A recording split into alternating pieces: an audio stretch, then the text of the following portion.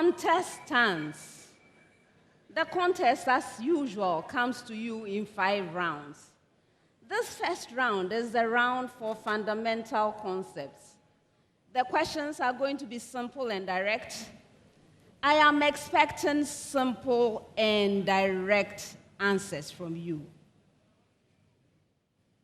If you answer your major questions correctly, you get 3 points.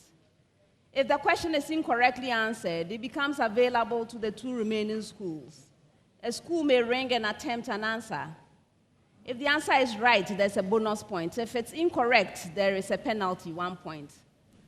For questions which require calculations, you have 30 seconds in which to provide your answers. If there are no calculations, you have 10 seconds to provide those answers.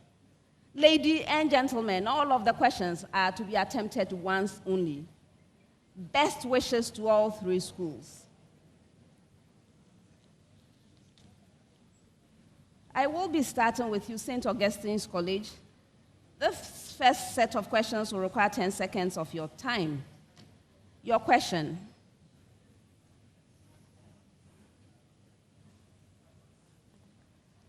What is genetic engineering? Alexander. Genetic engineering refers to the application of knowledge on genetics to sequence DNA and to help in therapy. That is, to break down genes, to know their structure, their structure and function, and how to produce similar genes and the genomes of organisms to help to form similar structures and to help them to be able to form the structure of the genome of the organism, to be able to replace any missing part of the organism genome. 2.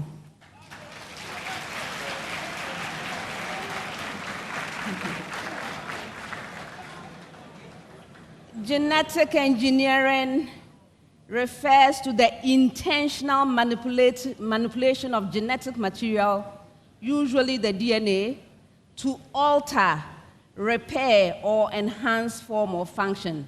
So you see, it was a little missing in terms of why it is done. Okay. All right. Kita Senior High Technical School. What are transposons, also known as transposable elements? Yes, Perpetual.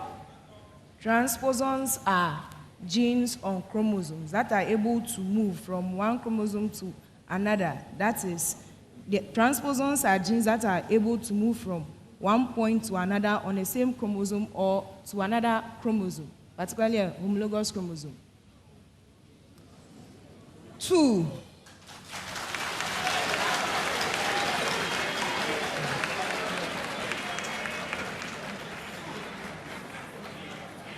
Yes, so maybe not necessarily genes, right? But they are short, naturally occurring pieces of DNA with the ability to move from one location to another in the genome, mostly plants, but also some animals. So they are mobile genetic elements that can jump from one location to another in a genome. You were specific about genes, not necessarily. All right, Mfantsipim School. What is biotechnology using bread baking as an example?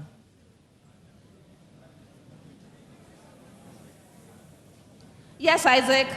Okay, so biotechnology refers to the use of microorganisms and biological techniques to produce goods for human needs, to satisfy human needs and wants. In bread production, the microorganism yeast is used. What the yeast does is that it ferments the sugar in the flour, and hence to make it producing carbon dioxide in the process, and this causes the dough to rise. and it makes the bread fluffy and soft when it is baked. 2.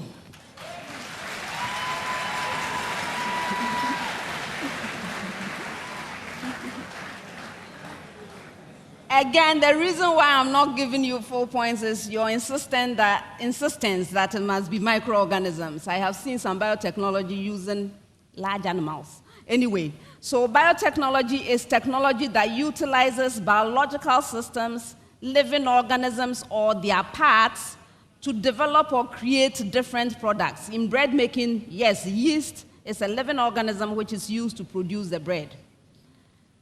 All right, next set, 30 seconds with a preamble to all schools. Preamble.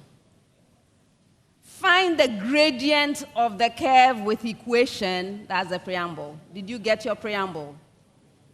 All right, St. Augustine's. xy multiplying the expression x plus y is equal to 84 at the point with coordinates 3, 4.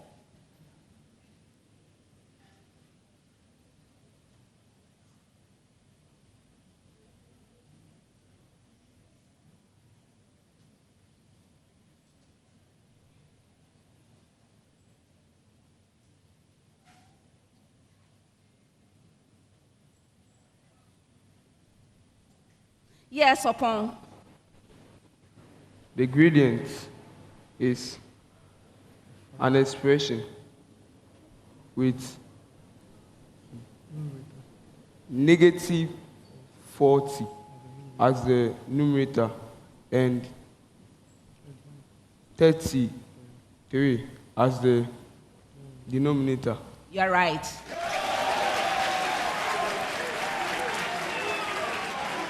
Keta with the same preamble. The expression x plus 2y multiplying xy is equal to 8 at the point with coordinates 2, 1.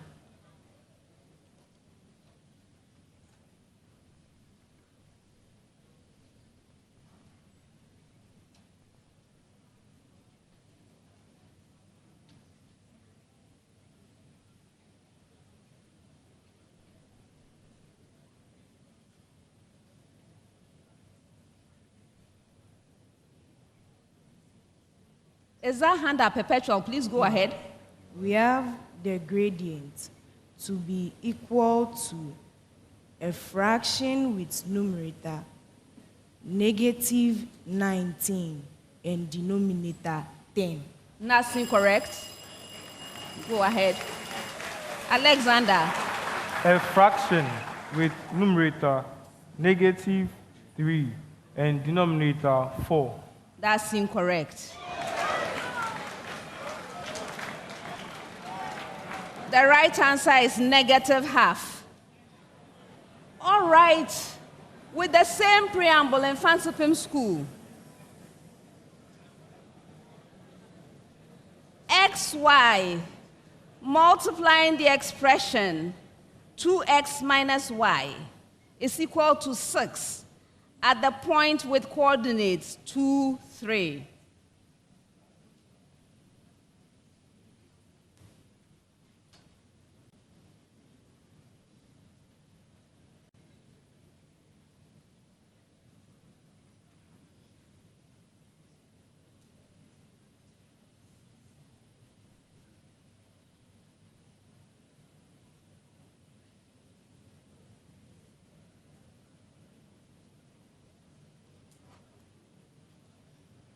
Isaac?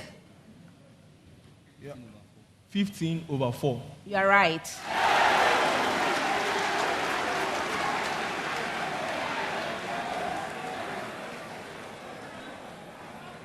Next set, 10 seconds. St. Augustine's. Rusting is a process that may have unpleasant safety concerns.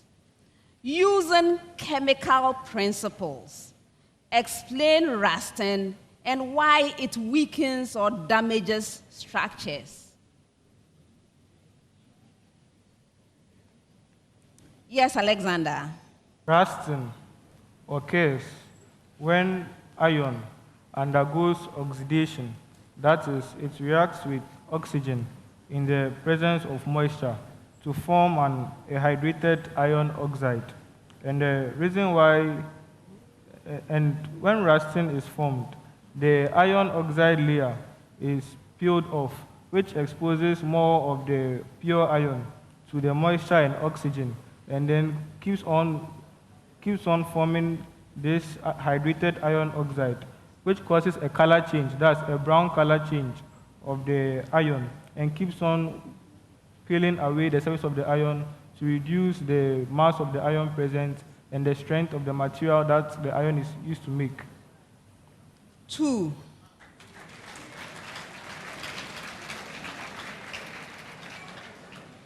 Yes, you gave a good explanation of rusting, but it is the last part, why it weakens or damages structures, which was a little deficient. So when you have the formation of iron oxide, it leads to volume expansion and brittleness that may lead to loss of structural integrity. Right. Okay. Keta Senior High Technical School. Explain why stainless steel does not rust.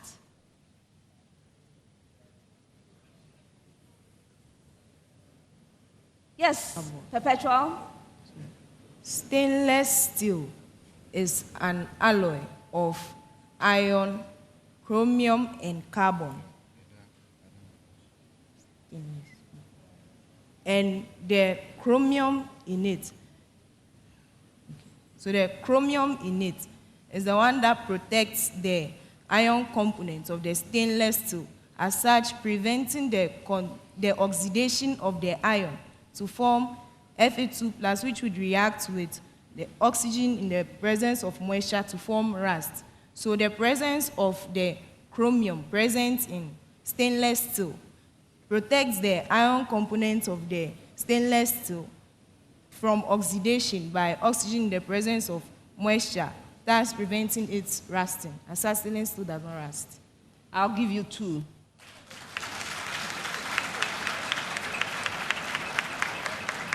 Yes, you are very right. It's because of the chromium that is present in the alloy. Now, you see, even the iron will form an oxide. So what is important about the oxide that is formed, the Cr2O3 that is formed with chromium, is that it is adherent, it stays on the surface and continues to protect it even when you have adverse environmental conditions. So it has to be adherent and stable on the surface to be able to perform that protective function. I hope that's clear. All right, good. Mfantsipim School. Explain how galvanization protects iron or steel. Yes, Isaac? Okay, so galvanization protects iron ore or steel. Iron or steel by using a more reactive metal to coat the surface of the iron or steel.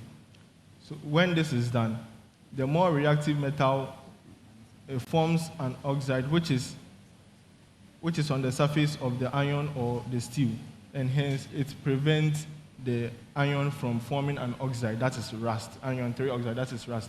So the metal forms a protective layer, thus sacrificing forming the protective layer, which to prevent the moisture and oxygen from accessing the iron and oxidizing it.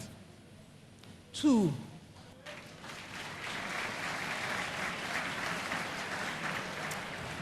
Okay. So what exactly is galvanization? The protective layer is zinc, right? So it is specifically zinc, which is used as a coating. And the zinc will act as a stable, adherent protective barrier. You mentioned that. And it is also a sacrificial protector because it is more reactive than iron, right? So it has to be a zinc. You didn't mention zinc at all. All right. Next set, 30 seconds with a preamble to all schools. Preamble. In a certain laboratory, the relative uncertainty in length measurements is 0.200%, and the relative uncertainty in density measurements is 0.500%. Find the mass together with its uncertainty of an object with the given properties as determined by the laboratory. One more time. In a certain laboratory, the relative uncertainty in length measurements is 0.200%, and the relative uncertainty in density measurements is 0.500%. Find the mass together with its uncertainty of an object with the given properties as determined by the laboratory. All right, so St. Augustine's College, a uniform solid cube whose side is determined to be 8.00 centimeters and whose density is found to be 3.50 times 10 raised to the power 3 kilogram per meter cubed.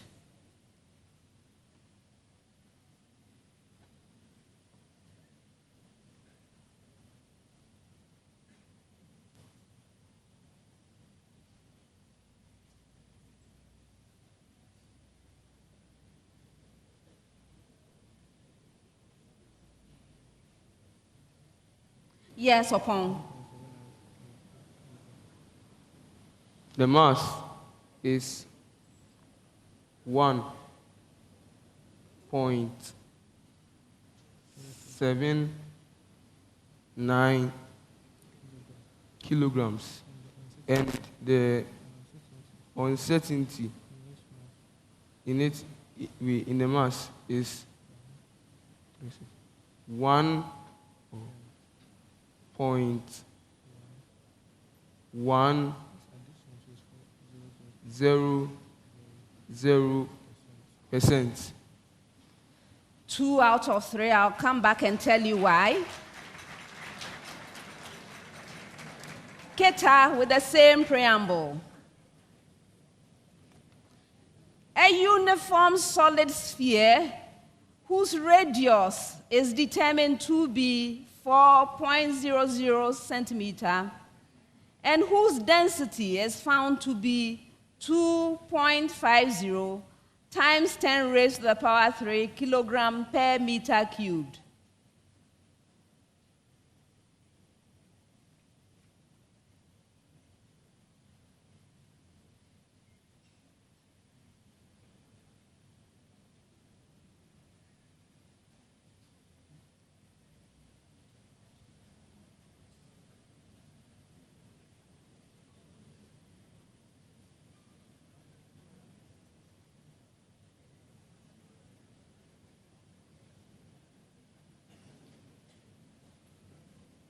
Yes, perpetual.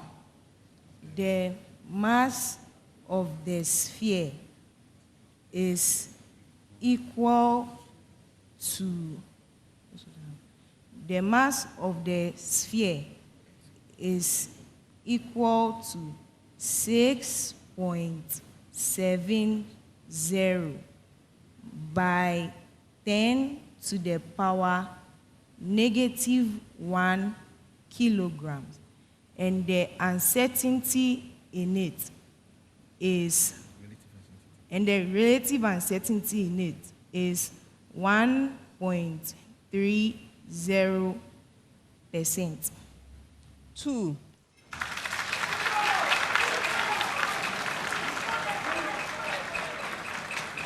With the same preamble. A uniform solid cylinder whose radius and height are both determined to be 6.00 centimeters and whose density is found to be 4.00 times 10 raised to the power 3 kilogram per meter cubed.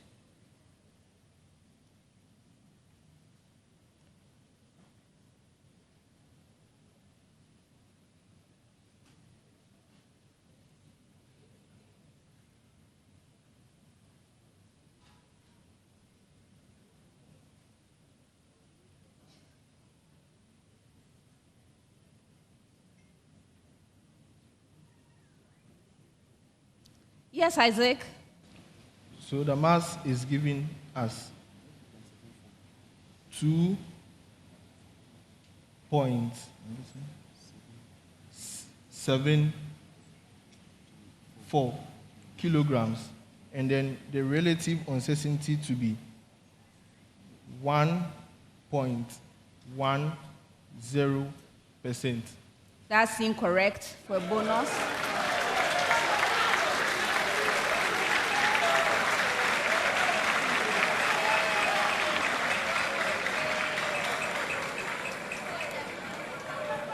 All right. It appears you have trouble with uncertainties. Your answer was 1.79 plus or minus 0.02 kilogram. Okay? Keta, your answer was 0.670 plus or minus 0.007 kilogram. Okay, you had the value right, the uncertainty, I didn't ask you for percentage uncertainty. All right, and then for you in Mfantsipim School, 2.71, not 4, 2.71 plus or minus 0.03 kilogram. All right, next set, 10 seconds. St. Augustine's College. The thylakoid of a particular plant cell was damaged to the extent that the interior of the thylakoid was no longer separated from the stroma. Mention the process in which the damage will have the most direct effect.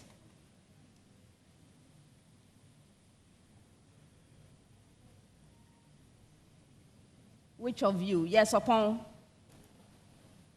So the process is the production of ATP by using the ATP synthase.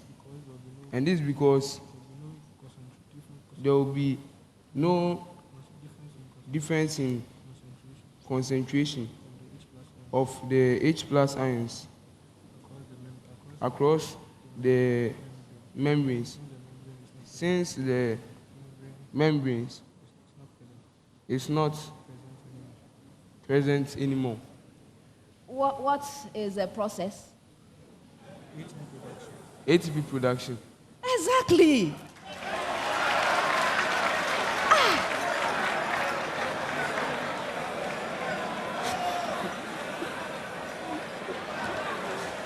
Oh, goodness.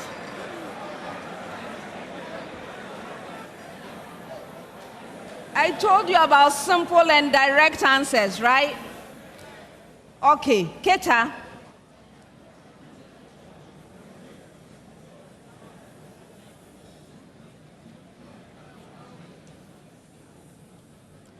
A plant physiologist provided the plant with a radioactive carbon, that is carbon-14 dioxide, as a metabolic tracer to study photosynthesis performed during the day. What is the best characterization of this plant if the carbon-14 is incorporated first into oxaloacetic acid?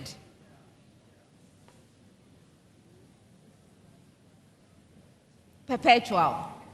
It is a CAM plant, that is, it undergoes crassulacean acid metabolism. That's incorrect. Yes, Alexander. It's a C4, like it undergoes a C4 pathway. Yes. C4 pathway.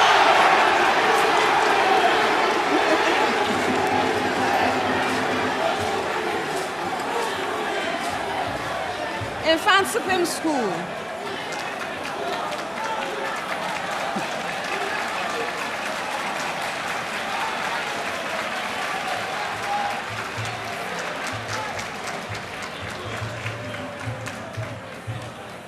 Mfantsipim School. Why Is it thought that both chloroplasts and mitochondria descended from free-living cyanobacteria? Yes, David? Okay, so chloroplasts and mitochondria are thought to descend from free-living bacteria. This is because of the presence of DNA in them. That is, they have their own DNA, which is separate, their own nuclear material, which is, and they are also able to divide on their own. And because of this, they are thought to have been, because of the presence of the nuclear material in them, which is different from the nuclear material in the nucleus. And so they are thought to have been. When you finish, tell me. They are thought to have been evolved from. Yes, they have their own DNA. That's all.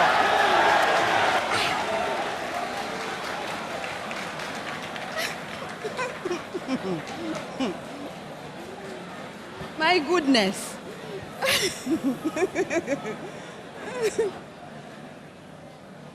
Next set, 30 seconds with a preamble to all schools. Preamble. Find the completely factorized equation of a cubic curve with, did you get it?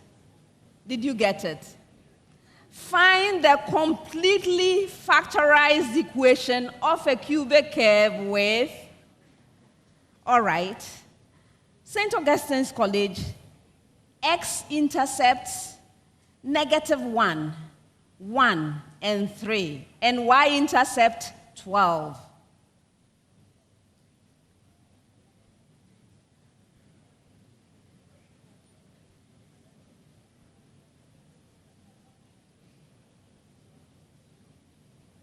Alexander.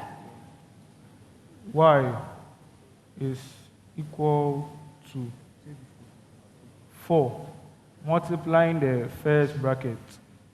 In that bracket, x plus 1.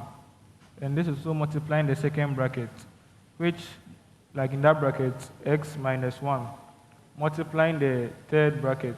In that bracket, x minus 3. You are right. Keta.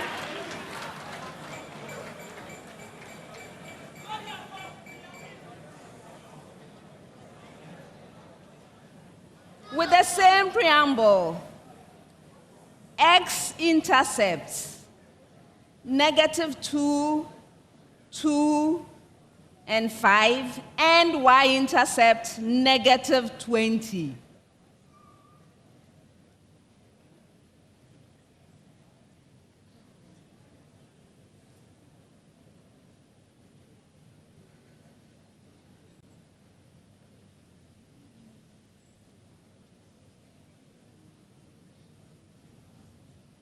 Yes, Frederick. Y is equal to, it again, the expression x plus 2. That expression multiplying x minus 2. That expression multiplying x minus 5. That expression multiplying -1. All right.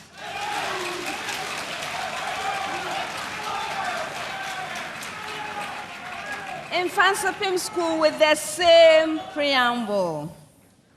X-intercepts -3, -1, and 2. And y-intercept -12.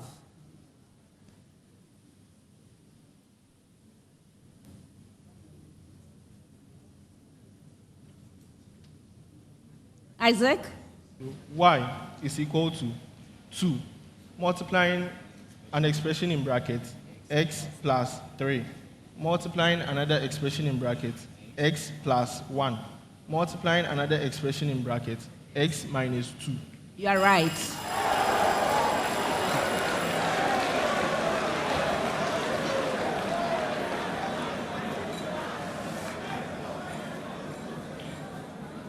All right, so for this next set, it's actually one of those questions that is common to all of you. When I get to you, please give me a right answer so that I can move on for the next right answer, different from what has been said. So same question to all of you, no bonus.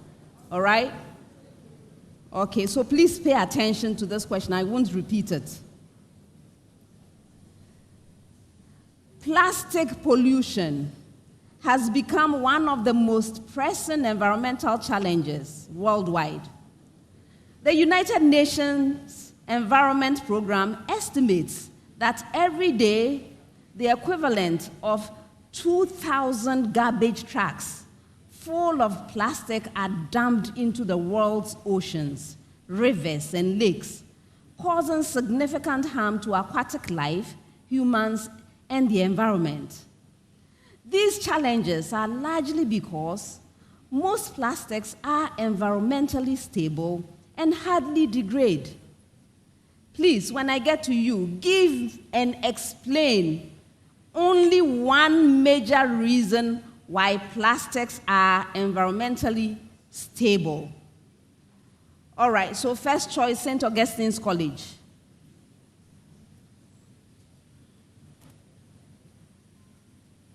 Alexander.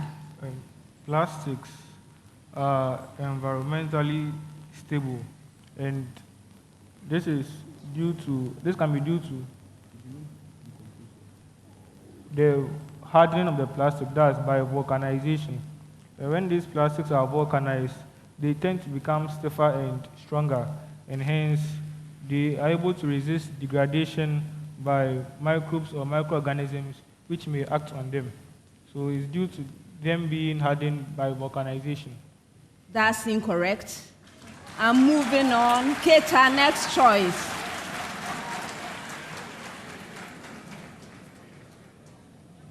Yes, Perpetual. So, plastics do not contain bioorganic materials. That is, materials that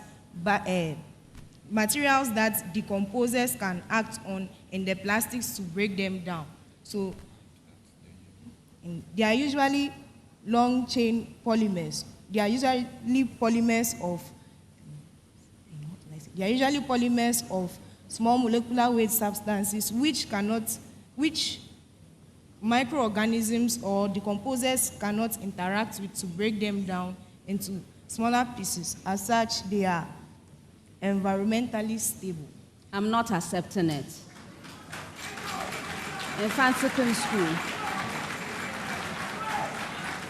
Yes, Isaac. Okay, so plastics are polymerized organic compounds, and so within the structure of a plastic, there exists an extensive network of covalent bonds which holds the unit of the plastics together. And so due to this extensive network of strong bonds which holds the unit together, the microorganisms in the soil and water bodies and in the environment are not able to decompose them and break them down. And hence, this makes plastic more environmentally stable. Okay, I'll give you.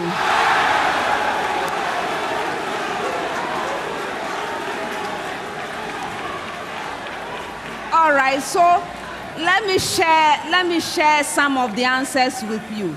Let me share the answers with you so that you know why I didn't accept yours, okay? All right. Yes. By the way, this is a chemistry question, right? So I was expecting some good chemistry content. So first one is that if you look at the backbone structure of these plastics, they have strong covalent or carbon-carbon sigma bonds which are difficult to break. That's the one you gave me, right? So the backbone structure, carbon-carbon bonds, very strong, difficult to break. Okay, then They have non-polar and hydrophobic bonds that make them resistant to microbial degradation, which usually takes place in aqueous media. So if you wanted to give me an answer about the microbial degradation, I expected you to include the hydrophobicity or the polarity of these structures, which makes it difficult, right, for microorganisms in aqueous media to attack. Okay. There's also the absence of functional groups that are susceptible to enzymatic attack by microorganisms. So even the functional groups that are present, if you have single carbon-carbon or single bonds, this is not susceptible to degradation, right? So you need to have some functional groups that will help you to degrade, and we don't have them. Next thing is they also have high UV stability, so they hardly absorb any UV to help break them. So that can also be a problem. And then there's a lack of readily available natural enzymes capable of breaking down the polymer chains of many plastics. So you see, these are the reasons. By the way, why is this important to know? It's very important to know because once you know the problem, when you understand the problem, that is when you can start coming up with interventions, right? So if you're an engineer that wants to come up with a product that is degradable, you take one of these reasons and you target your solution along these. So at this stage, when you understand these things and you know why the problem exists, it makes it easier for you to come up with solutions to the problem. I hope that's clear. Yes. Next time I ask this, everybody will know what to do. All right, next set, 30 seconds with a preamble to all schools. Preamble. So-called peak uranium raises energy security concerns, and efforts are underway for realizing sustainable uranium extraction well into the future. One such effort centers on seawater, which is known to contain 3 milligrams of uranium per cubic meter. Please, did you get your preamble? One more time. All right. So-called peak uranium raises energy security concerns, and efforts are underway for realizing sustainable uranium extraction well into the future. One such effort centers on seawater, which is known to contain 3 milligrams of uranium per cubic meter. All right, so now, St. Augustine's. Akosombo Dam contains approximately 8 times 10 raised to the power 6 meter cubed of water. Approximately how much uranium is contained in that much seawater?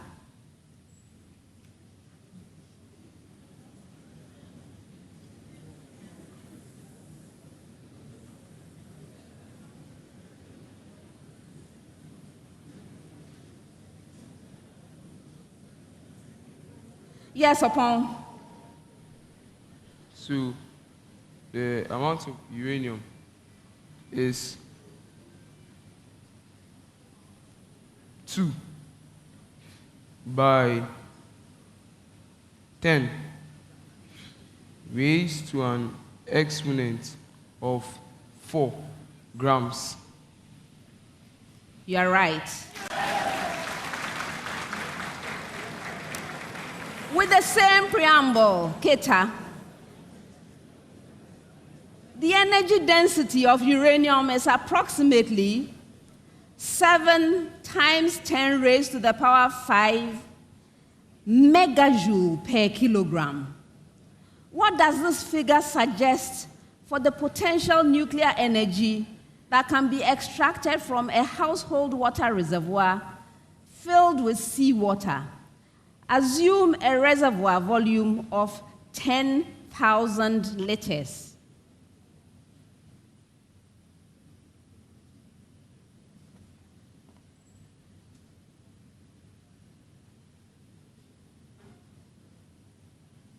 Yes, Frederick. Energy density. It means that in 10,000 liters of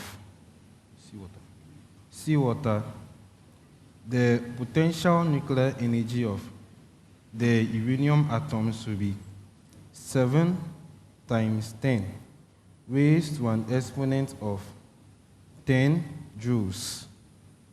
That's incorrect.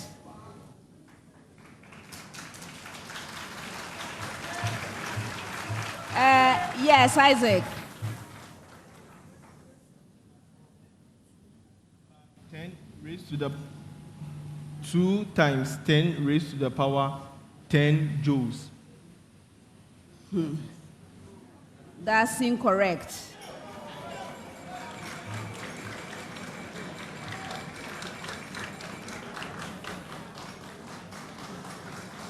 The right answer is 20 megajoule, 2 times 10 to the power 7 joules. All right, now your major question with the same preamble. Approximately how long can the uranium from the 10,000 liter seawater tank serve the energy needs of a typical household, assuming a daily energy consumption of 30 kilowatt hour?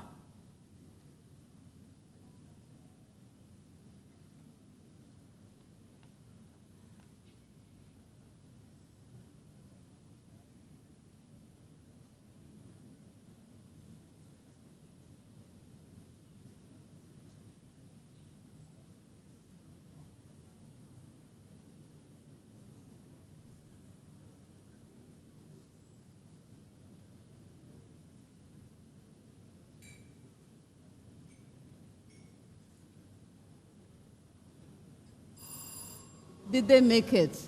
No, for a bonus.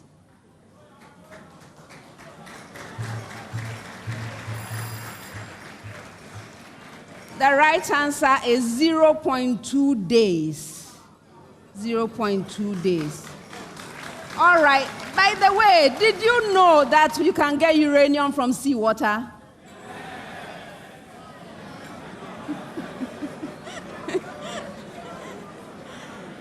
Well, now you've learned something, right? You can't get uranium from seawater. However, it's these kinds of calculations that will be necessary in order to figure out whether it's even worth the trouble of going after it. Because you now have to figure out how much you will spend to get it and how much you'll get. You see that it's not large quantities. For a very large volume of seawater, you only get a few kilograms. So, interesting information to have. And our young people are learning how to do those calculations. Maybe they'll give us advice what to do. All right. Next set, 10 seconds. Please, straight to the point. Why does, St. Augustine's, why does the respiratory system need the cardiovascular system to help it perform its main function of gaseous exchange? Yes, Alexander.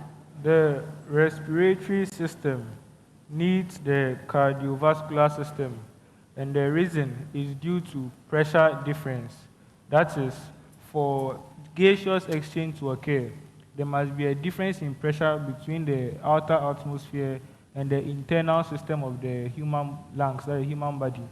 And the pressure difference is generated by the blood, which flows around the alveoli of the lungs. So this generates a change in pressure between the blood and then the air in the lungs of the human, hence causing the gaseous exchange to occur due to the transfer of gases across the alveoli of the lungs. That's incorrect, for a bonus.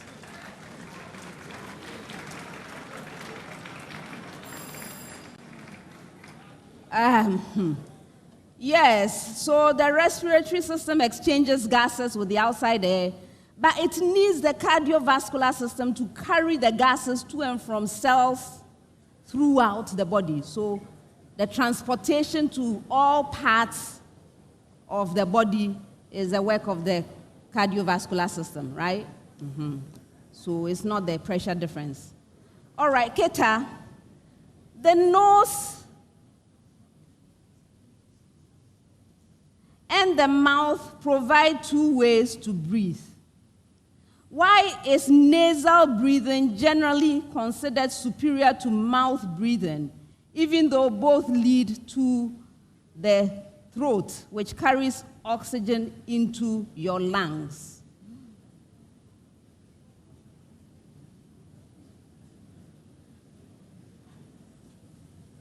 Yes, Perpetual.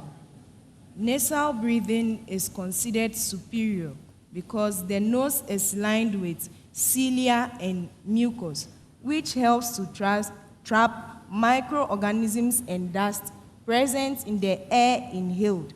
As such, there is a greater purity of air that is passing through the respiratory tract to the lungs when there's nasal breathing, unlike in the mouth, which lacks the cilia and mucosal lining to trap dust particles and microorganisms that may be present in the air. As such, the air concentration that passes through the mouth to the alveoli is less, and that is, it is contaminated, so the air concentration is less. So that is why it is considered inferior, and the nasal breathing is considered superior. 1.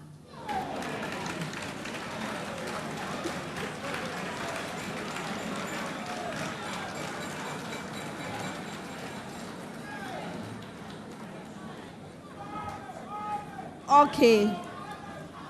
This is the answer that I was expecting. Nose breathing filters out foreign particles. That one you mentioned. Humidifies and warms the air. You didn't mention that. And it enters the body and provides more oxygen. 3 parts to the thing. I only heard 1 part. That's why I gave you 1 out of 3.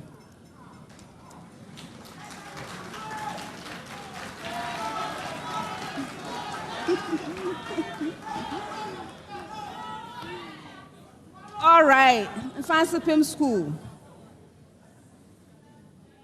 If the concentration of oxygen were higher inside of a cell than outside of it, which way would the oxygen flow? Please, I need an explanation.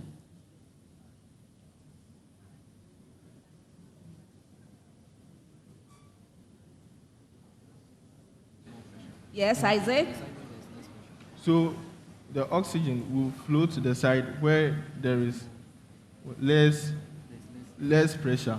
That is, it will flow out of the cell into the extracellular space. So this is due to the fact that when the oxygen is inside the cell, the pressure is higher.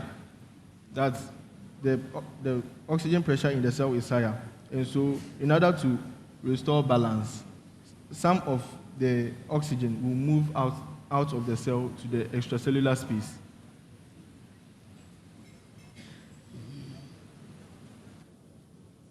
Okay, 2.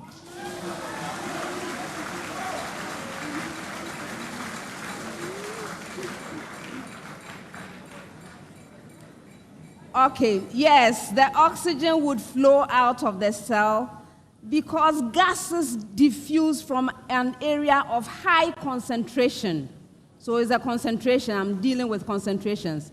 Higher concentration to an area of lower concentration when you have a cell membrane. So diffusion across the cell membrane from an area of higher concentration to an area of lower concentration.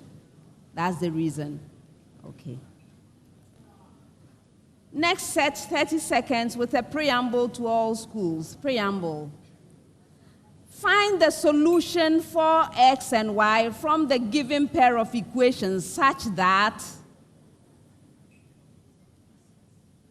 0 less than x less than pi over 3, 0 less than y less than pi over 3, and y less than x, and you may assume radian measure.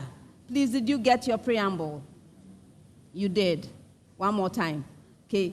Find the solution for x and y from the given pair of equations such that 0 less than x less than pi over 3, 0 less than y less than pi over 3, and y less than x. And you may assume radian measure. All right, so St. Augustine's sign of the expression x plus y is equal to square root of 3 over 2. And cosine of the expression x minus y is equal to 1 over square root of 2.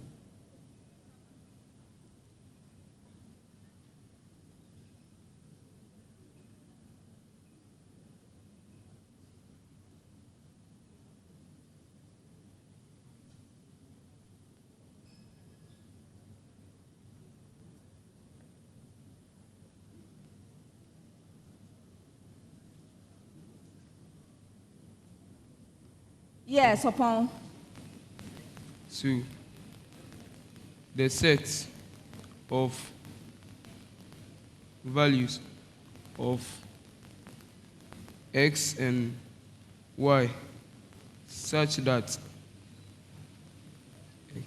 x is equal to 7 pi over 24 radians, or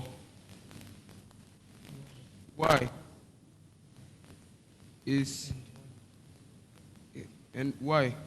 is equal to a fraction with a numerator of pi and a denominator of 24 in radians. Yes. Keta with the same preamble.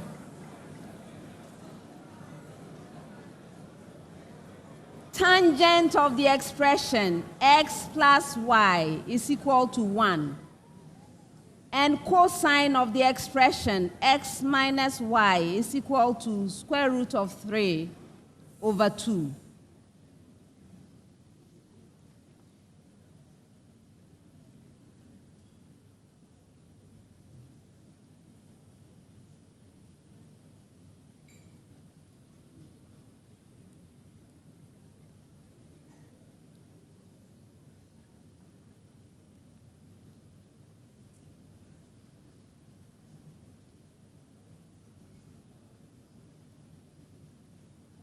Yes, Frederick.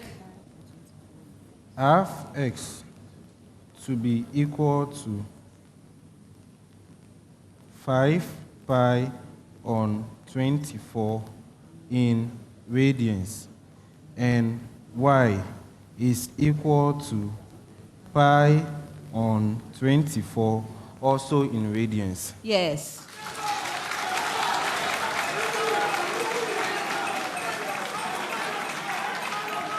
With the same preamble. Cosine of the expression x plus y is equal to half, and tangent of the expression x minus y is equal to 1 over the square root of 3.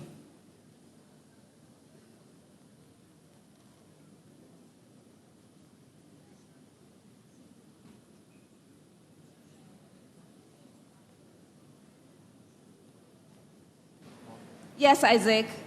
Okay, so x is equal to pi over 4 radians, and y is equal to pi over 12 radians. You are right.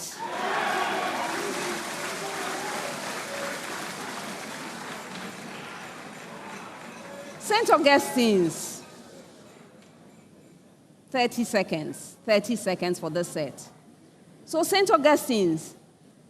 A food irradiation facility uses cobalt-60 source, which has a half-life of 5.27 years. The facility requires a minimum activity of 62.5 megabecquerel for irradiation. If a fresh batch of cobalt-60 has activity of 8.00 gigabecquerel, how long will it take for the factory to have to replace the batch?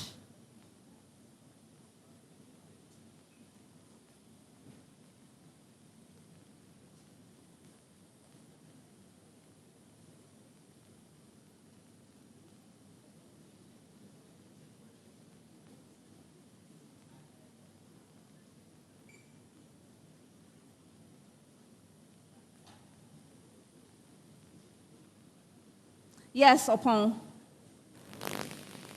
So it is 36.9 years. You're right.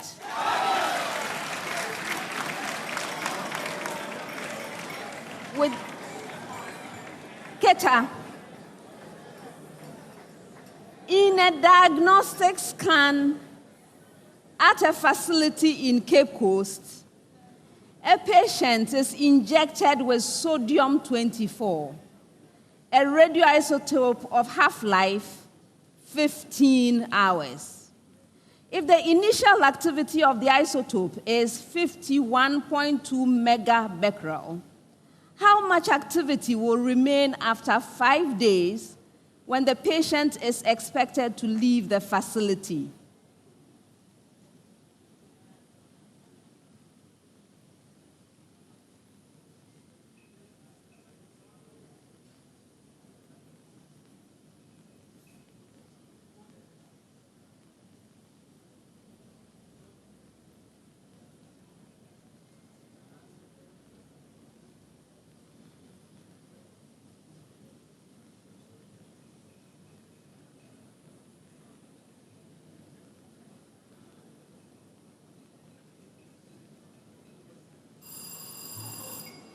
No, for a bonus.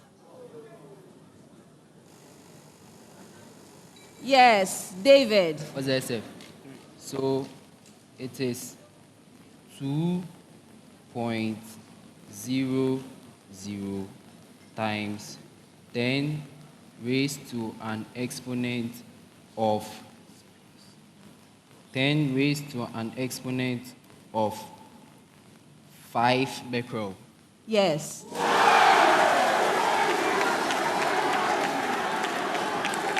Your major question.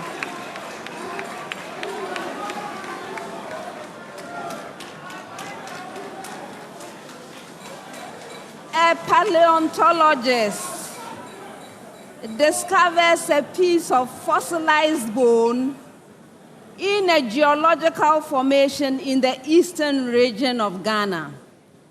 Analysis reveals that the bone contains only 1/16 of amount of carbon-14 in a living bone. Given the half-life of carbon-14 is 5,730 years, approximately how old is the bone?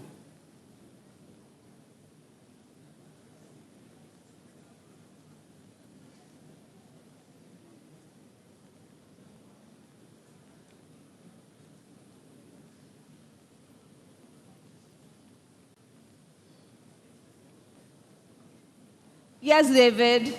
So it is 22,920 years old. Yes.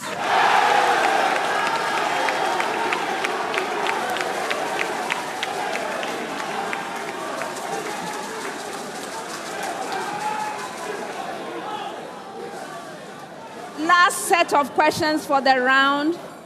And I have a preamble to all schools. Preamble.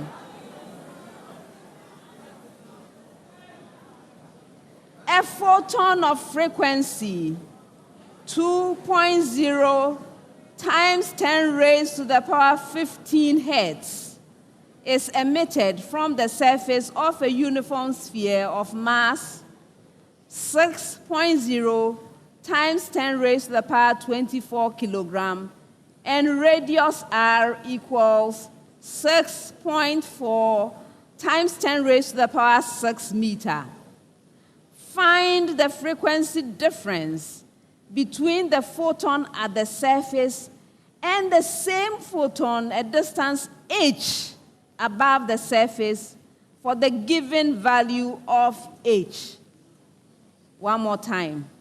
A photon of frequency 2.0 times 10 raised to the power 15 hertz is emitted from the surface of a uniform sphere of mass 6.0 times 10 raised to the power 24 kilogram and radius r equals 6.4 times 10 to the power 6 meter. Find the frequency difference between the photon at the surface and the same photon at distance h above the surface for the given value of h. All right, St. Augustine's h is equal to 5r.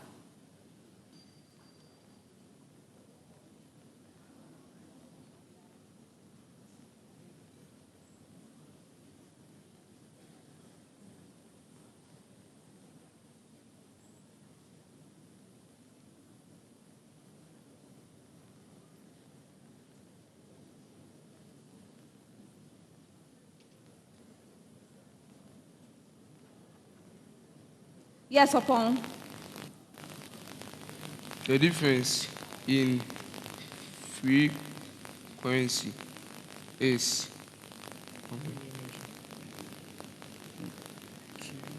2.4 by 10 raised to an exponent of 14 hertz.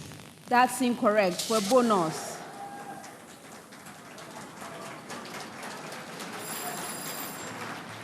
All right, I'll come back to you with the answer.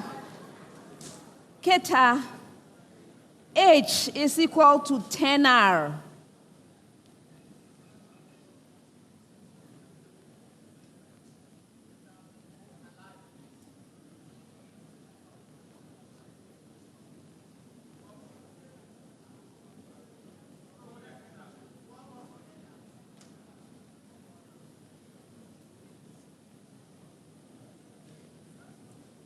Yes, Frederick? F 1.8 hertz. That's incorrect. For bonus.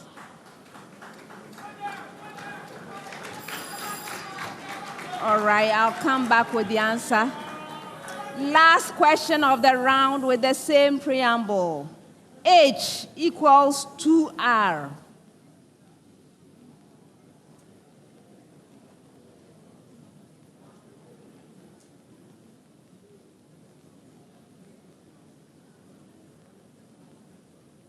Isaac? 1.3 times 10 raised to an exponent of 15 hertz. That's incorrect. For a bonus.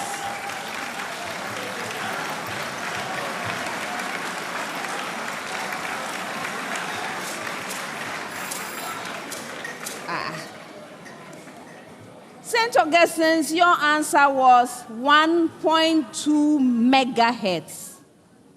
Keta, yours was 1.3 megahertz. And in Mfantsipim School, yours was 0.93 megahertz. And that's the end of the first round.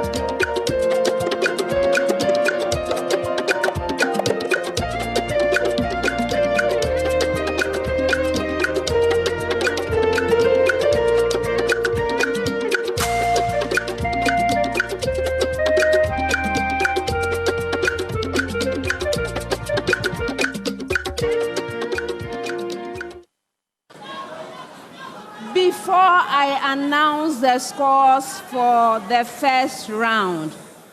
We have a protest. Yes, there's a protest from Keta Senior High Technical School. And this has to do with the second set of chemistry questions. Actually, it was a single question that went to all of you. What had to do with plastic pollution that has become a pressing environmental challenge worldwide. All the garbage truckfuls of plastic being dumped into the world's oceans, rivers, and lakes to cause significant harm to aquatic life.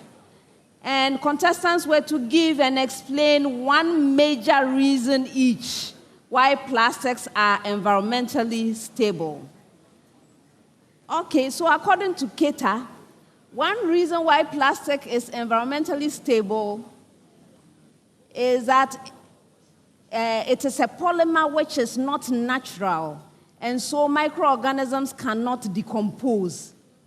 And their claim is that the quiz mistress's answer also made mention of the same things, but Keta was awarded complete 0. Hey.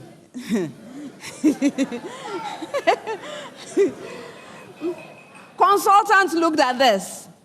Listen carefully. This is from consultant. Microorganisms may decompose unnatural compounds. These are known as xenobiotics. However, here the reason is that the general lack of enzymes that cannot readily break down the bonds in most plastics. Honestly, he also added that if microorganisms are unable to break down unnatural compounds, then we'll all be dead by now, because many of the drugs are polymers, and our bodies are able to break them down so that we are alive and well today. So your case has no substance. Unfortunately, your protest is not upheld.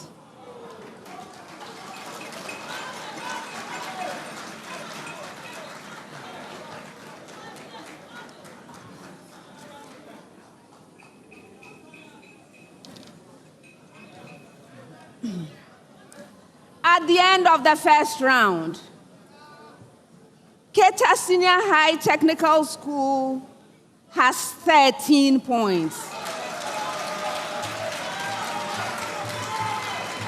St. Augustine's College has 24 points. Mfantsipim School has 24 points.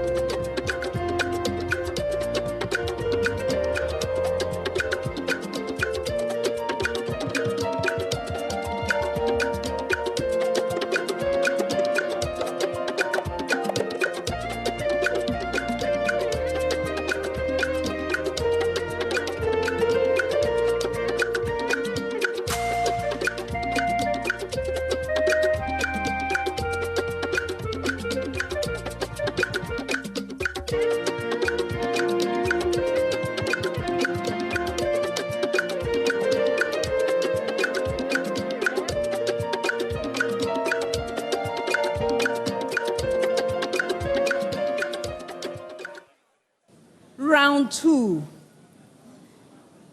In this round, we have the Prudential Life Speed Race. The speed race is sponsored by Prudential Life Insurance Ghana, for every life, for every future. In the speed race, the questions are directed to all 3 schools at the same time. For an opportunity to answer a question, you must ring for it. May I hear your bell, St. Augustine's?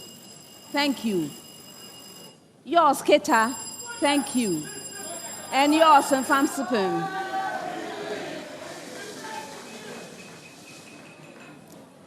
if you ring and answer correctly and it's the first attempt at the question, you get 3 points.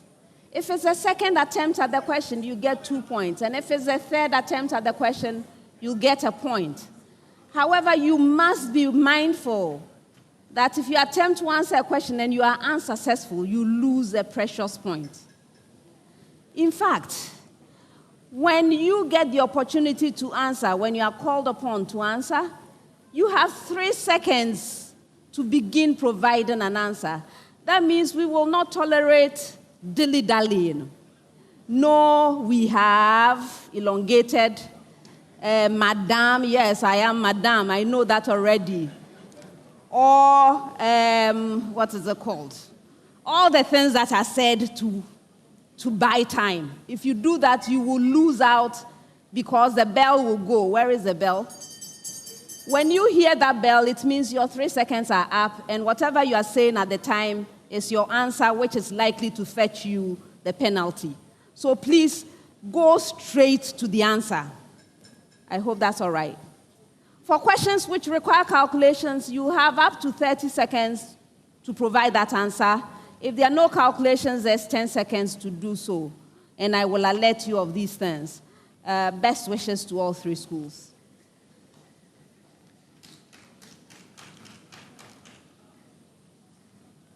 First set of questions, 30 seconds each. A man drives for 2 hours from Accra to Cape Coast.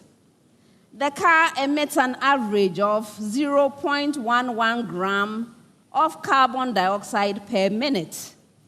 Determine the volume at 27 degrees Celsius and 102 kilopascal of carbon dioxide gas emitted.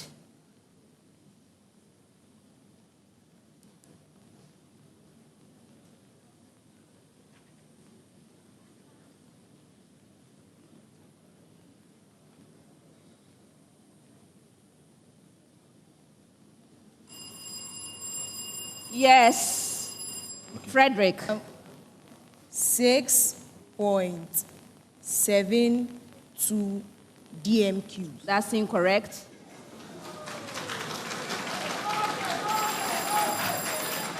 All right. The right answer is 220 decimeter cubed. Next one. In a test for a new LPG gas odorant containing methane thiol, also called methyl mercaptan, and compound X, methane thiol is found to diffuse 1.25 times faster than X.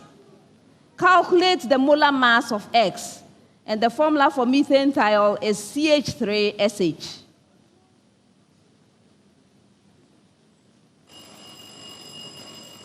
Yes, upon 50 grams per mole. That's incorrect. Yes, David. 75 0.0 grams per mole. All right.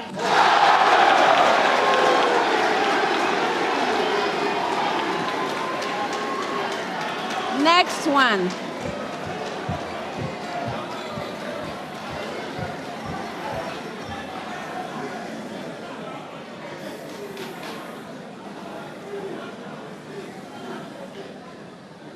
A diabetic concerned about his sugar intake buys a bottle of fruit juice punch from a batch prepared by mixing 180 centimeter cubed of orange juice containing 15% sugar, 450 centimeter cubed of apple juice containing 8.0% sugar, and 350 centimeter cubed of pineapple juice containing 22% sugar. What is the percentage concentration of sugar in the fruit mix?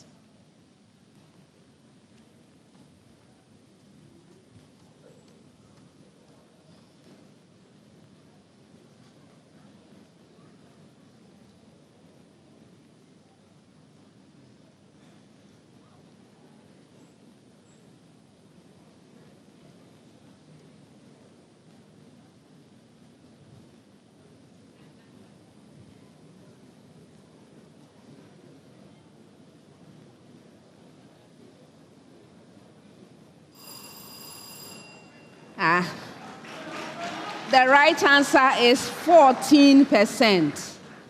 14%. All right. Next set, 10 seconds each. Please explain why it is a misconception or misapplication for the term recommended daily amounts, RDA, of food and energy to be taken as an ideal which everyone should try to achieve for a healthy life.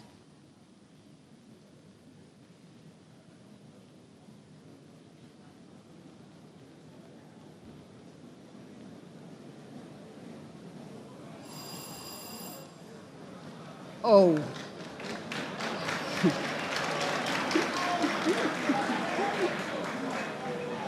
Is that part of the strategy to avoid this type of question?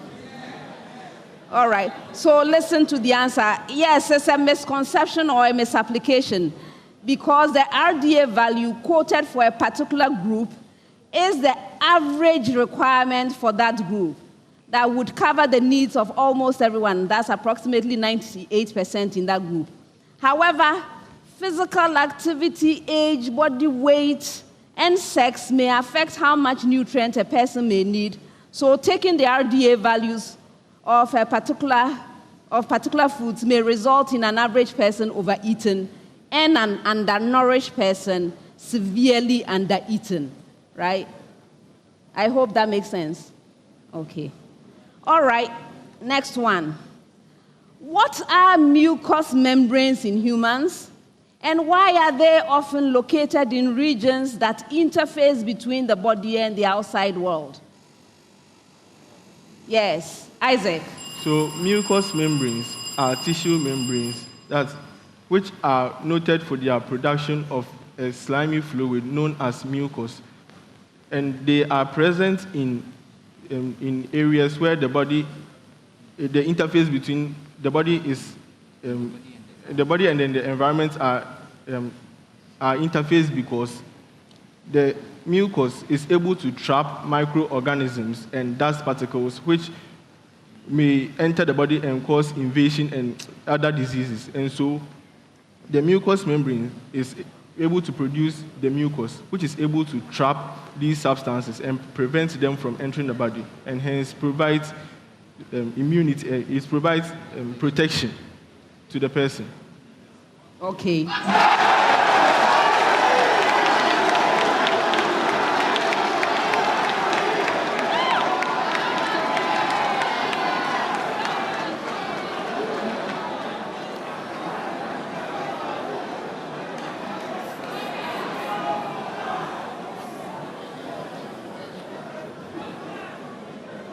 Next one.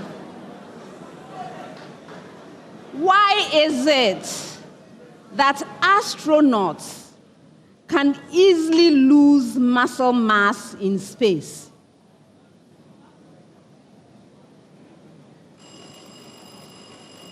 Yes, Alexander.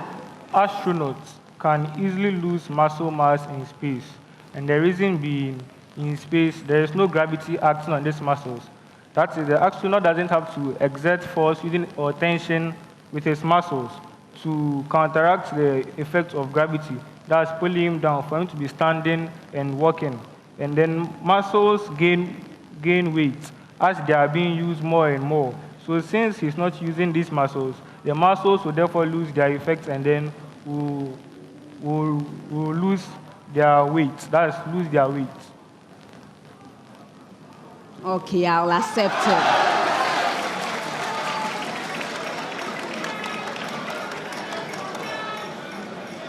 It's called atrophy, right? So the muscle will atrophy because it's not being used. All right, next set, 30 seconds. First one. Find the coordinates of the stationary point of the curve y equals the expression x plus 1, this expression squared, over x squared.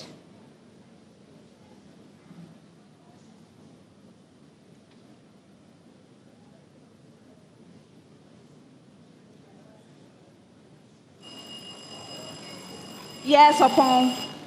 Negative 1,0. Yes.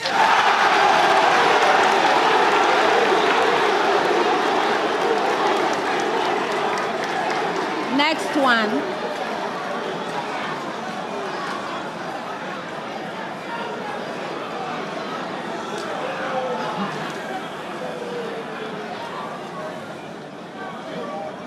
Express 29.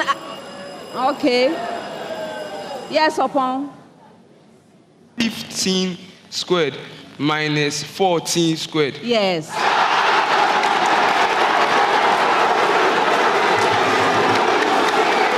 Next one.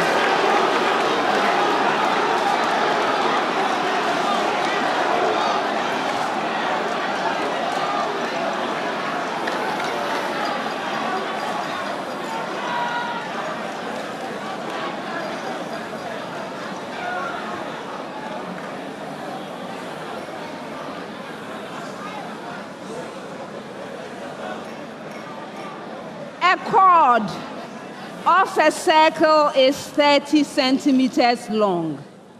The distance from the center of the circle to the chord is 8 centimeters.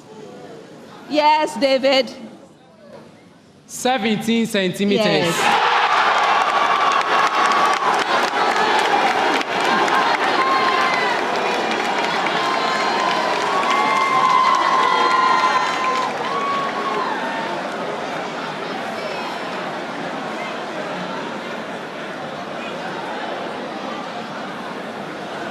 Next question, 30 seconds.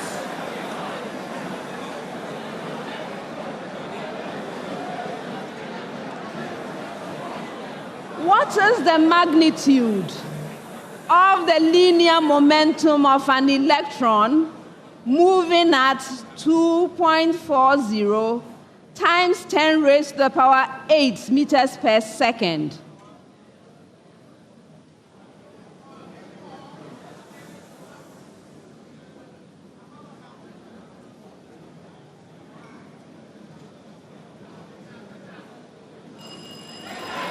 Alexander? 1.37 times 10 raised to an exponent of negative 21 kilogram meter per second. That's incorrect. Yes, Isaac? 4.56 by 10 raised to an exponent of negative 22 kilogram meter per second. That's incorrect.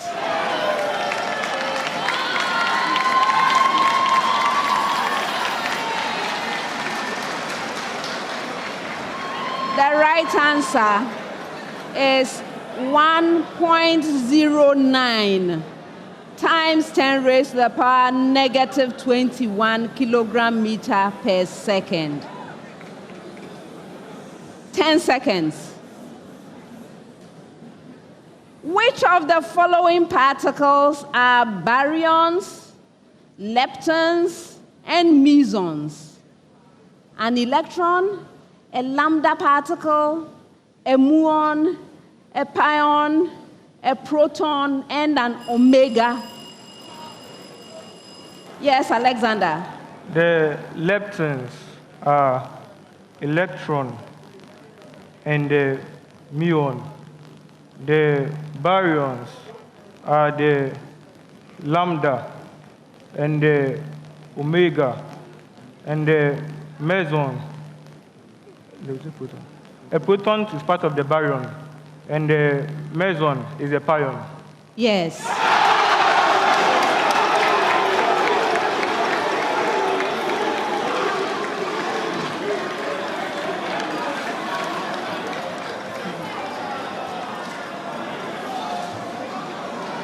Last question of the round, 10 seconds. Please pay close attention. Please, they need concentration.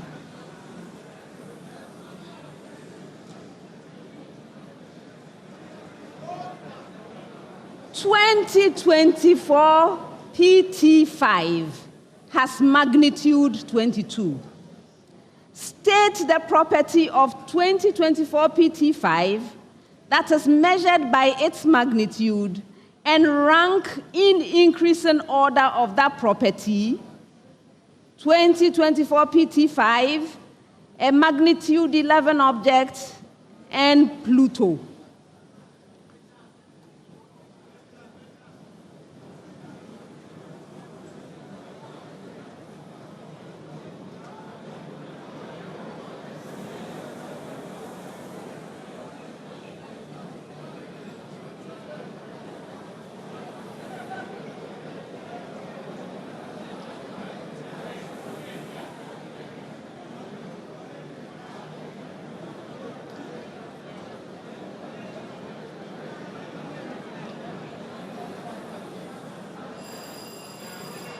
Oh.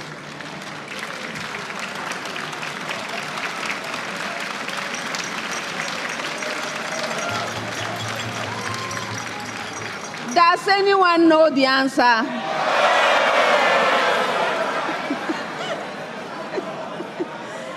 Okay, if you don't know the answer, then let's be quiet so we can learn something very interesting.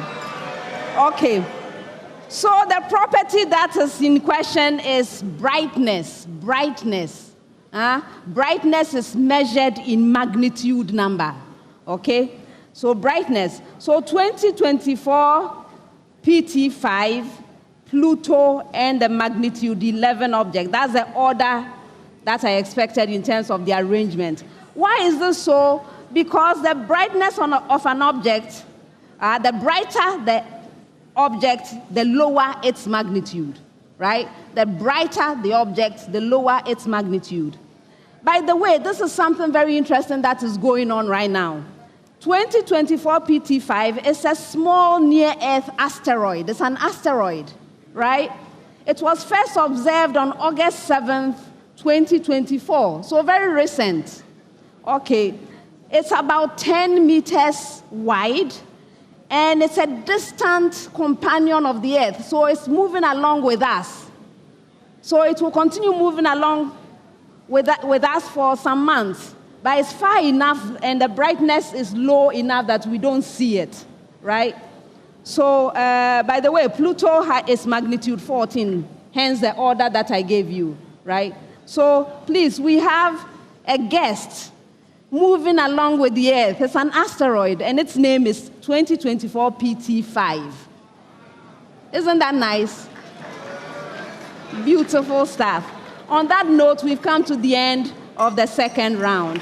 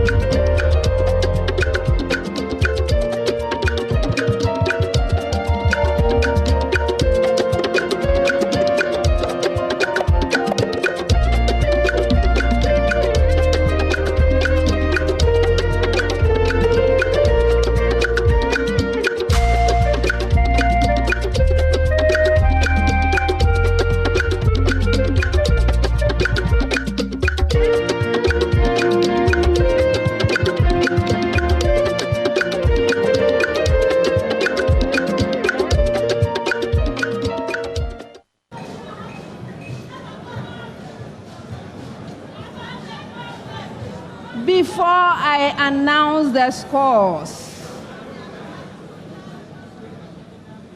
we have a protest from Mfantsipim School.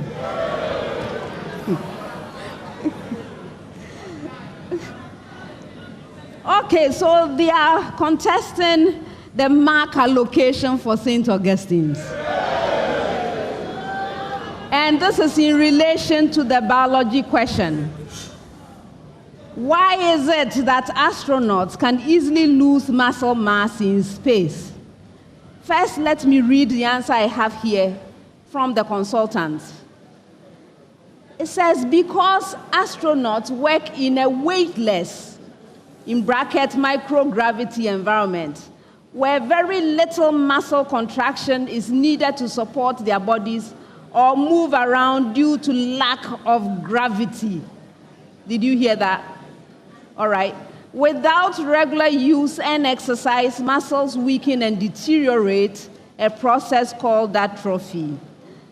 That was the answer that was expected, and they did explain. Anyway, the consultant has taken a look at what the answer was from St. Augustine's, and this is the response. The answer given by Augusco addressed muscular atrophy, or even though they did not use the term. The actual answer had lack of gravity, and so they got the whole point of the question.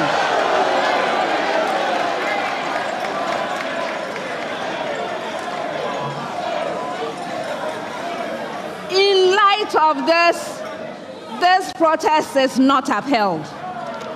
Sorry. All right, before we move to the next round, Mfantsipim School would like to effect a substitution.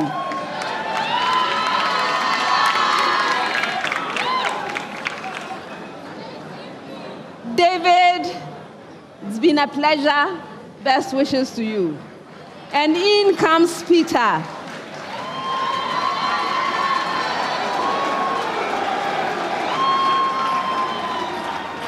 You are welcome. You are welcome, Peter. Please settle down quickly so we can move on.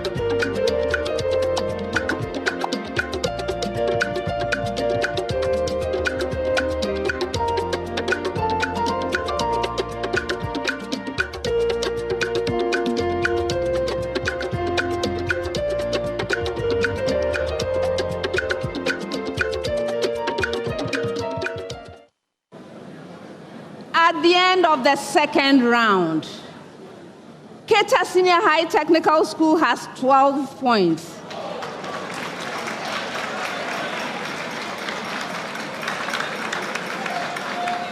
Mfantsipim School has 31 points.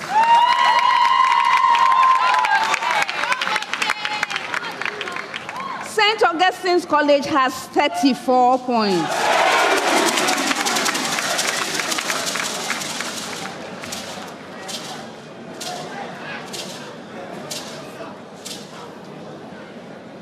Round 3. This round has the problem of the day. The problem of the day is a single question to all 3 schools.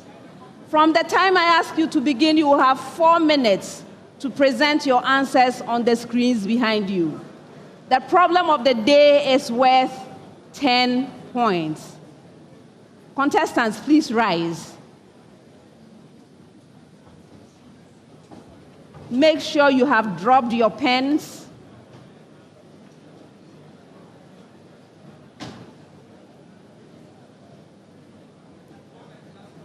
Now you may pick up your sheets. We are only reading at this time.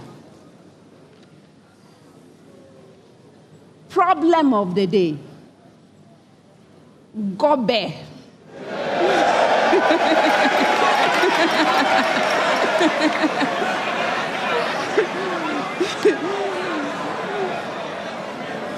Is the nickname for a popular meal among students and some members of the public in Ghana. It is a meal that consists mainly of beans, palm oil, and gari, which is a fine to coarse granular flour of varying texture made from root tubers of cassava. Describe the processes undergone by the meal, enzyme action, and movement through the digestive system from the time of ingestion up to when it leaves the stomach. Contestants, this is your problem of the day. You may now begin.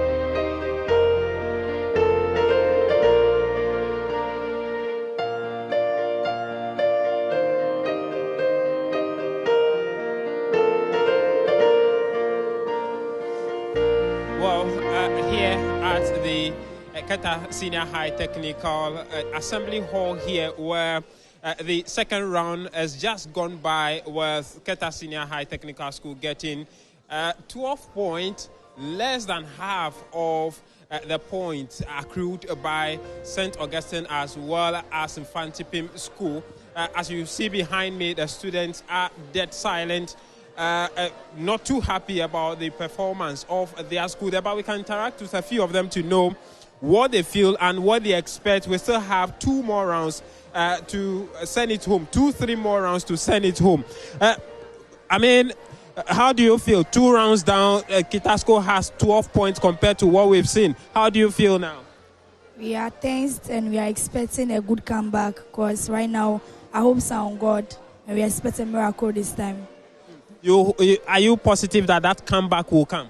Yes, I'm positive. Over 20 points difference? Yes, it can be done and it has been done before. Are you also holding that hope that your boys and the lady will do a comeback? Very well, but the way we started the contest was the problem, because for our contest we use Clinton, which is we call him Archimedes because he's the one who holds the mathematics of the school. So the formation they use to start the contest was the problem, but I still have hope that we'll bring the trophy home. Well, they are expressing some reservations about the pairing of the student going into the competition, but they are hopeful that the next 3 rounds would pull something through for them. Let me just quickly interact with one of the teachers to know, Madam, your students are still hopeful that something will come out of what we have now. Are you also hopeful? Yes, we are all very hopeful. We are still trusting our students that they will give us the maximum best, and we are still supporting them to the end. Okay. And so that's the atmosphere here. The teachers as well as the students are hopeful that the next 3 rounds would offer something for Kitasco, however the scores may look like now. We can go to St. Augustine's College, where my colleague Eric Asante is standing by to know what the mood is there as they are taking a temporal lead now going into the round 3.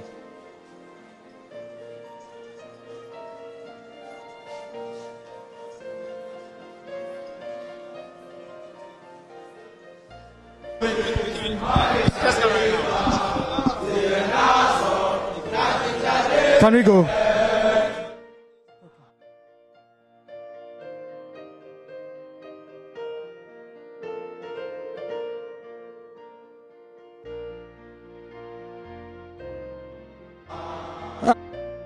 In the background, it's a testament to how St. Augustine's College is poised to clinching the 2024. So the song in the background is a testament to how poised St. Augustine's College is in clinching the ultimate 2024 National Science and Maths Quiz. They say they won it in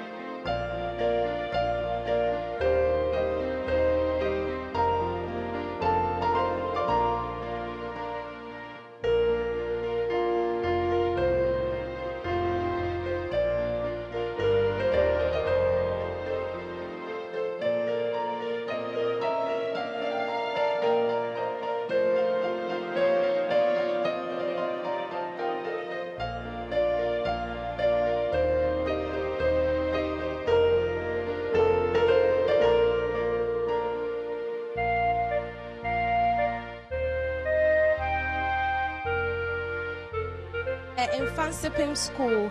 I'm currently in their assembly hall where the second year students and some of the first year students are watching the contest. It's being projected for them and they are watching it now. Well, even though they are not leading, they're still brimming with hope that by the end of the contest, they would have had the highest score and won this championship. I'd like to speak to some of them and get their reaction. So how are you feeling? Very tense, but God is a mover. And we know that God lives in Cape Coast.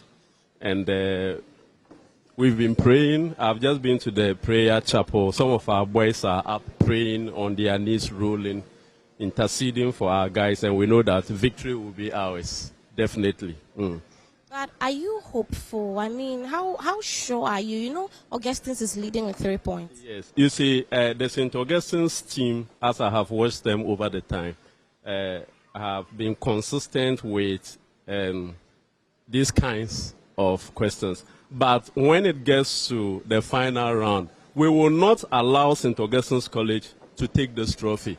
God lives on this hill. God is a mover. You see, there is a history to this. I was completely scandalized. Some people started saying, oh, what a terrible condition. I will understand because I married them for life. Some said, oh no, it's a terrible thing to have an esophagus.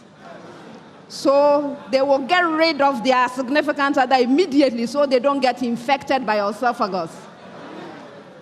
It was all very scandalous. Anyway, if you understand the biology of digestion, you will know what an esophagus is.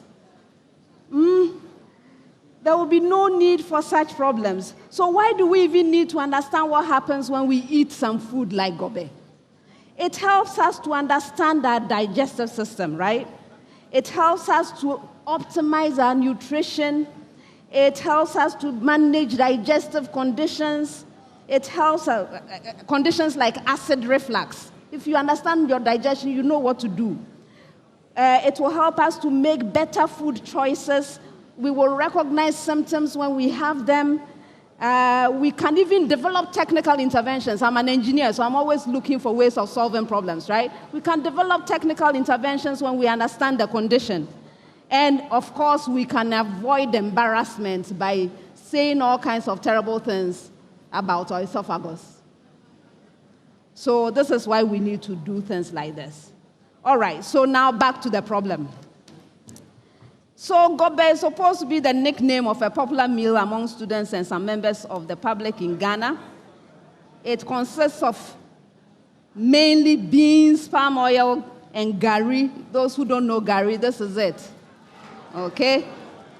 It's a fine to coarse granular flour of varying texture made from root tubers of cassava.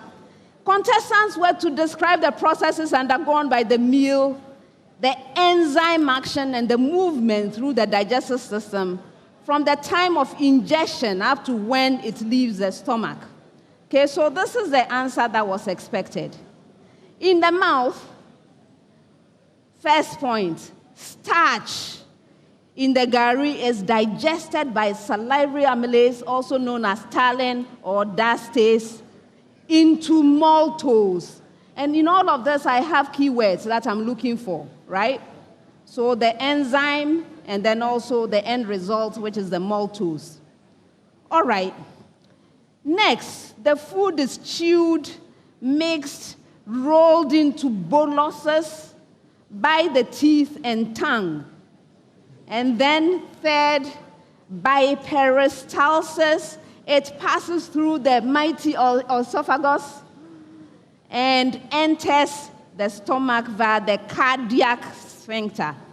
So that's what happens in the mouth all the way up to stomach.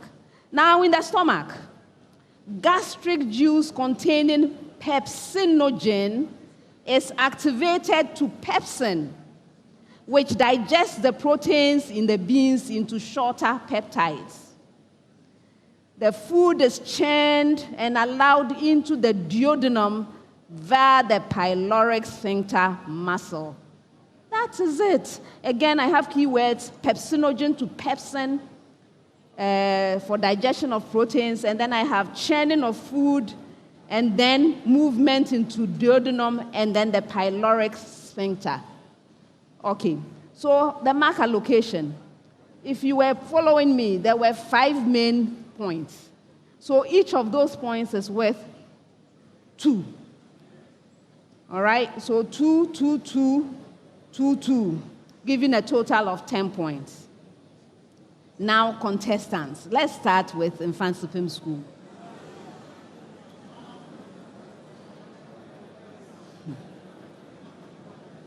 For the first part in the mouth, Mfantsipim School talks about the enzyme salivary amylase that goes to the maltose. I'm going to give them 2 points for that. By the way, there was a problem with Mfantsipim School.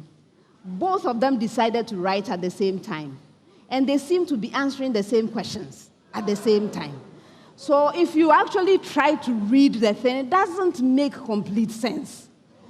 They were expecting me to go through some path, then come back and read some other path, and hope that I can piece all of that together to make sense. That's not my responsibility.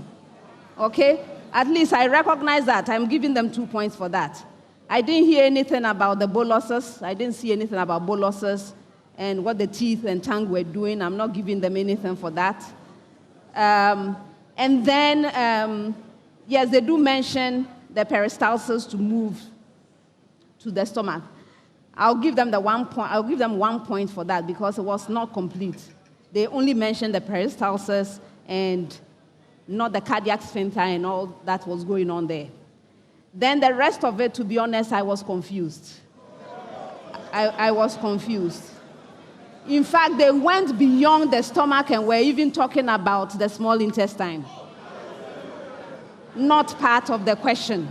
So the best I can do for you in Mfantsipim School, 3 points.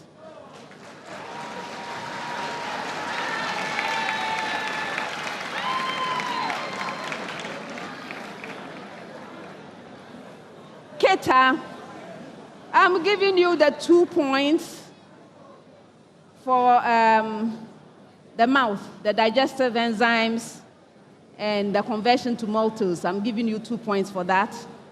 I didn't see you talking about boluses or anything of the sort, and the mechanical things that take place to move. So I am not giving you any points for that. I'm giving you 1 point for the peristalsis. It was incomplete. You didn't mention the cardiac sphincter. It was just car.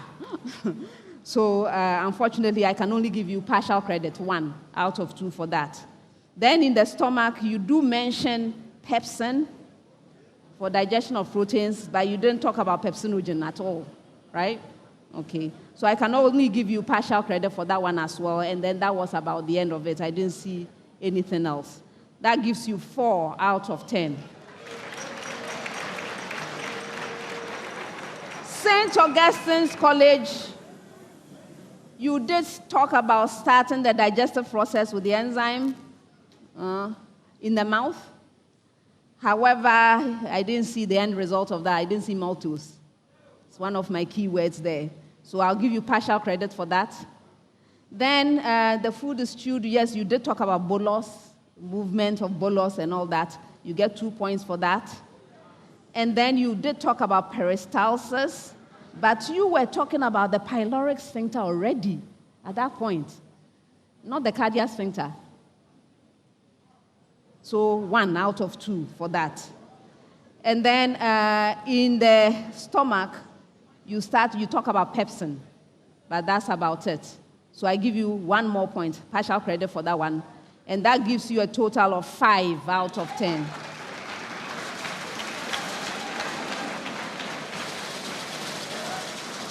That's the end of the problem of the day and the end of round 3. So, people, next time you eat gobe, think about how that gobe is going to go through your system.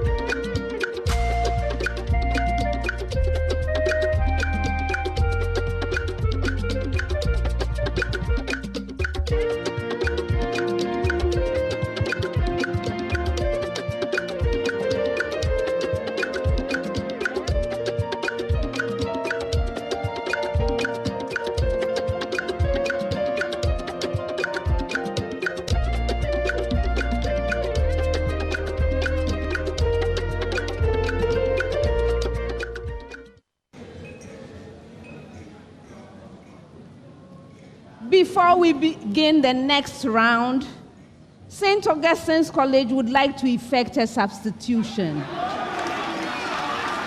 Opo, it's been a pleasure having you. All the best to you.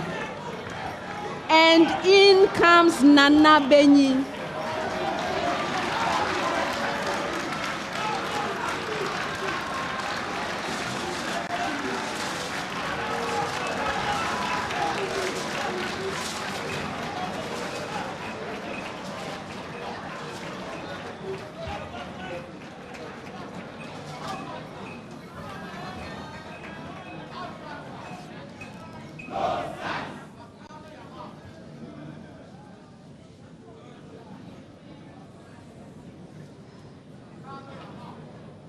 Are you ready?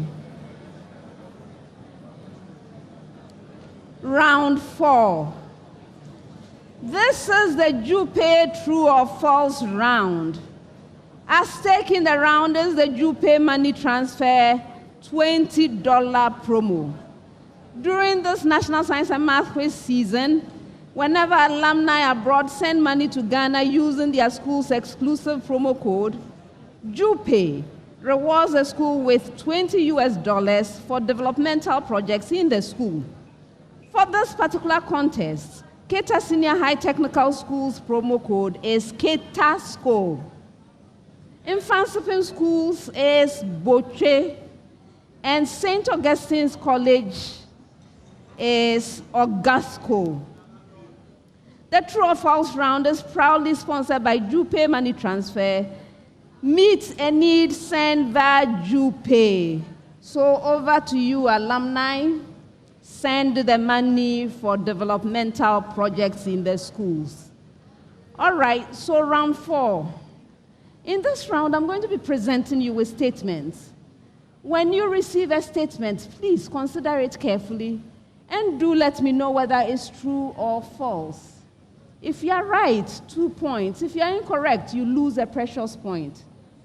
You may choose not to respond, in which case that statement is available to the 2 remaining schools. A school may ring and attempt an answer. If right, 2 full points. If it's incorrect, there's a penalty. Best wishes. Wow.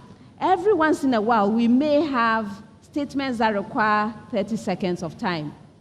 When the occasion arises, or if the occasion arises, I will let you know. Otherwise, it's the usual 10 seconds of time. Best wishes, everyone. I'm going to start with a preamble to all schools, after which I'll come to you, St. Augustine's College. Preamble to all schools. A student investigating the location dependence of the period of a pendulum composed of a string and a lead ball accumulates several sets of period measurements at various locations.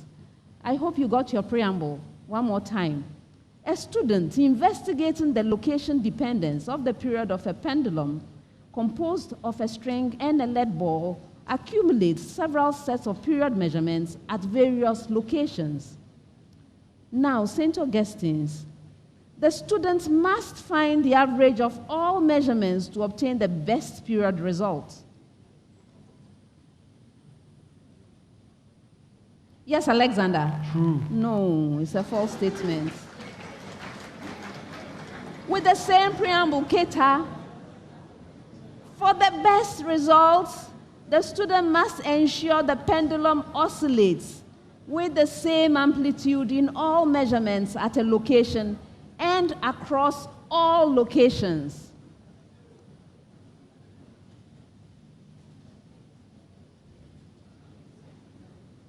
Frederick? False. No. It's a true statement.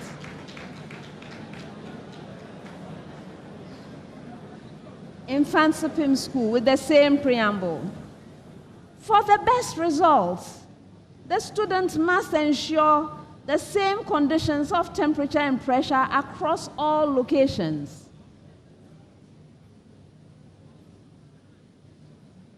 Peter? False. No. It's a true statement.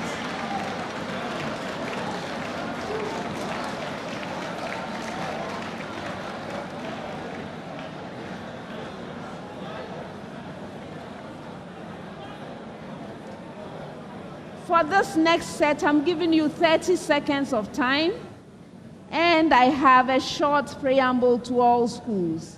Preamble. A triangle has sides of length A, B, and C. That's all. I hope you got it. All right. St. Augustine's, if A equals 5, B equals 7, and C equals 9, the triangle is acute.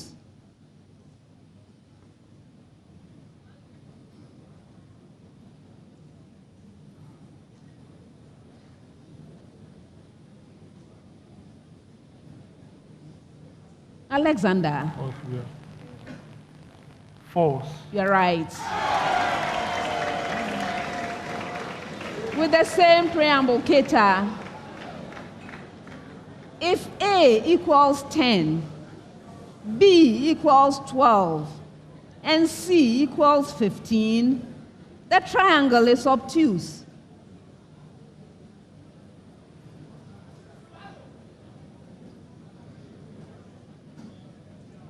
Yes, Frederick? It's false. Yes. With the same preamble, if A equals 14, B equals 15, and C equals 21, the triangle is acute.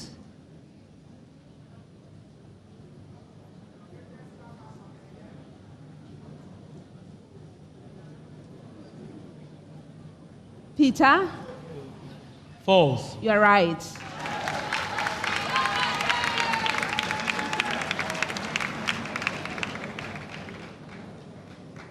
Greenhouse gases strongly absorb and emit ultraviolet radiations, contributing to the greenhouse effect and global warming.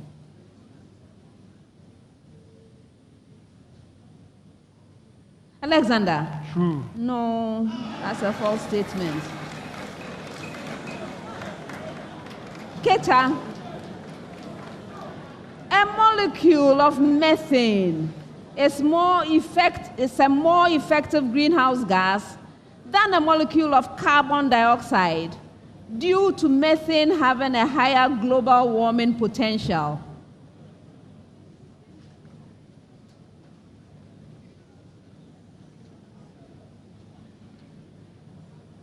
Perpetual. Frederick. It's true. True. Yes.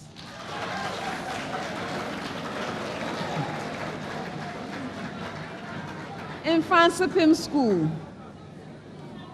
Water vapor is a major greenhouse gas and plays a significant role in trapping heat in the atmosphere, contributing to the greenhouse effect.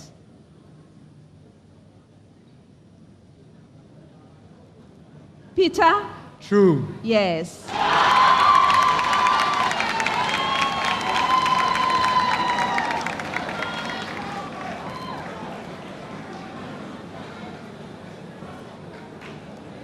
Terrestrial carbon sequestration is the process through which CO2 from the atmosphere is collected by trees and plants during photosynthesis and stored as carbon in soils and biomass.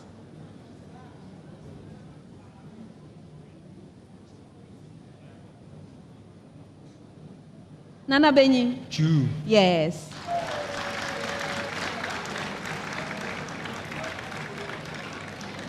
Carbon dioxide can be stored in a variety of locations, including oil and gas deposits, non-mineable coal seams, saline formations, and shale formations with significant organic content.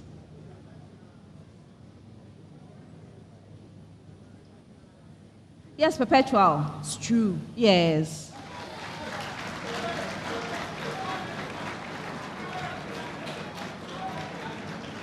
Depending on their characteristics and local circumstances, forests can play different roles in the carbon cycle, from net emitters to net sinks of carbon?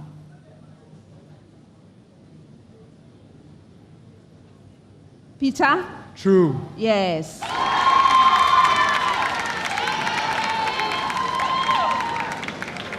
Next set of statements. Preamble to all schools. Preamble. P, Q, and R are simple statements. If P is false, Q is true, and R is false, then the given compound statement is true. Did you get your preamble? Okay. P, Q, and R are simple statements. If P is false, Q is true, and R is false, then the given compound statement is true.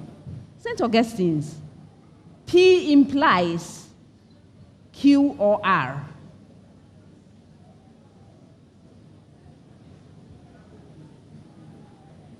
Yes, Alexander? True. Yes.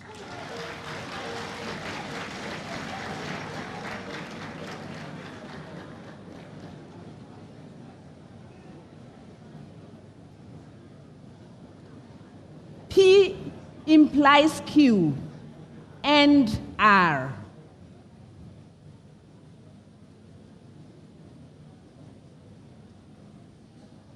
Yes, Frederick? It's false. Yes.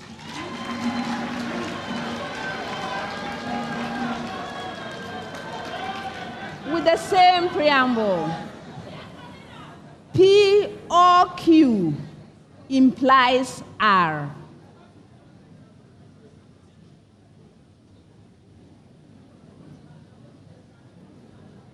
Yes, Peter? False. Yes.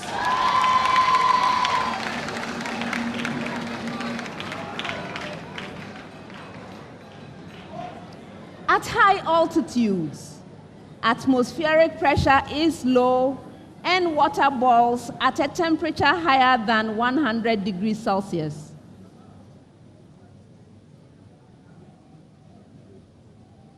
Nana Benyi? False. Yes.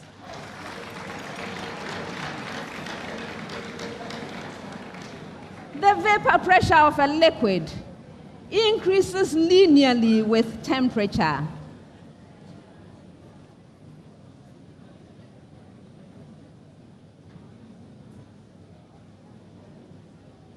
Perpetual. It's false. Yes.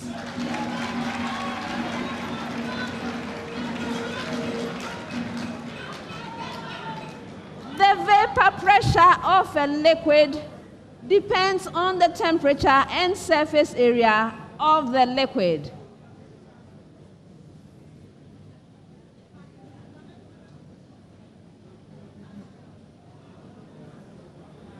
Peter?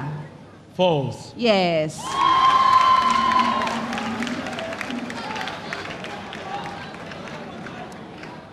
Preamble to all schools. Preamble. Indicate whether the given statement is true or false with respect to the plasma membrane. I hope you got it. Indicate whether the given statement is true or false with respect to the plasma membrane. St. Augustine's, the tails of the phospholipid molecules in the plasma membrane are made of fatty acid chains.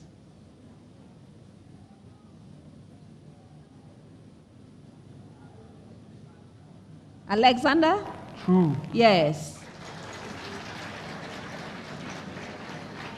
Hydrophilic molecules cannot easily pass through the cell membrane because they are repelled by the hydrophobic outside of the membrane.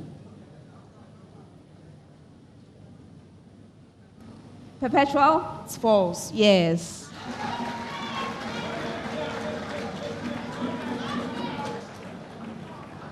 It consists of both lipids and proteins, and the fundamental structure of the membranes is a lipid bilayer, which forms a stable barrier between two aqueous compartments separating cytoplasm and extracellular environment.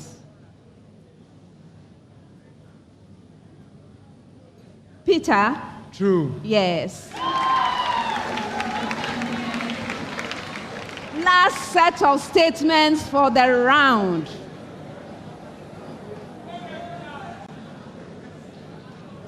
St. Augustine's. When two incandescent lamps illuminate the same patch on a screen, the intensity of light on the patch is a linear superposition of the light intensities produced there by each lamp separately.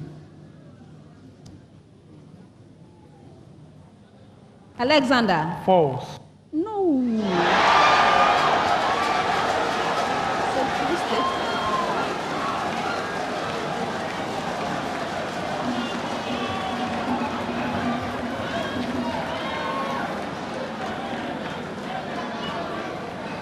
Keta?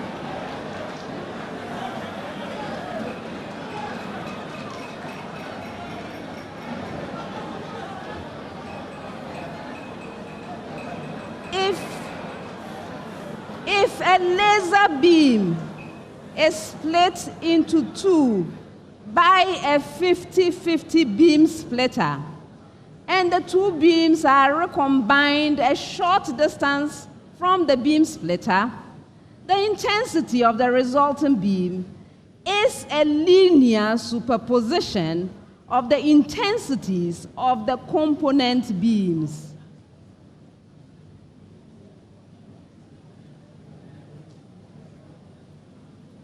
Frederick? True. It's a false statement.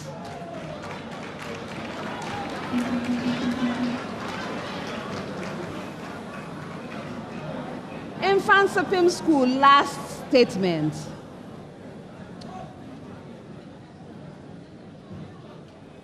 Two identical cavities, each emitting thermal radiation from a small hole, are maintained at the same temperature. When the radiation from one cavity is combined with radiation from the other, the resultant radiation intensity is a linear superposition of the intensities from the individual cavities.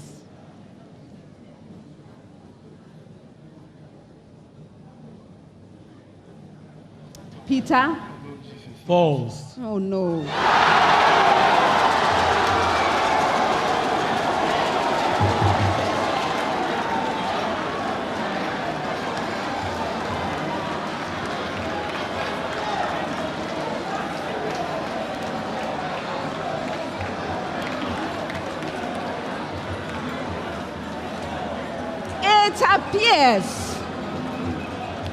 It appears that our contestants are still having trouble with the principle of linear and non-linear superposition. Please, there is a huge difference, and I expect you to go and read up on this concept. That's the end of the fourth round.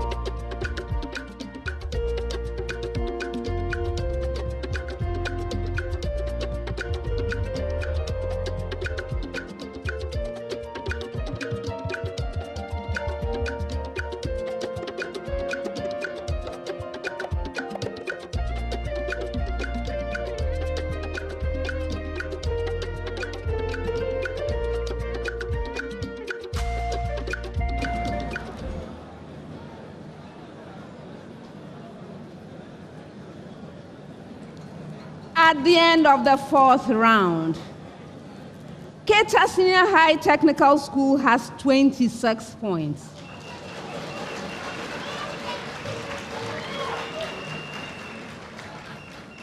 Mfantsipim School has 44 points.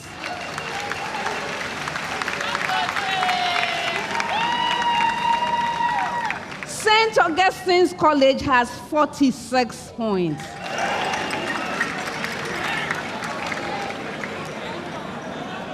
Now, before we move to the fifth round, we have the presentation of a brand new trophy.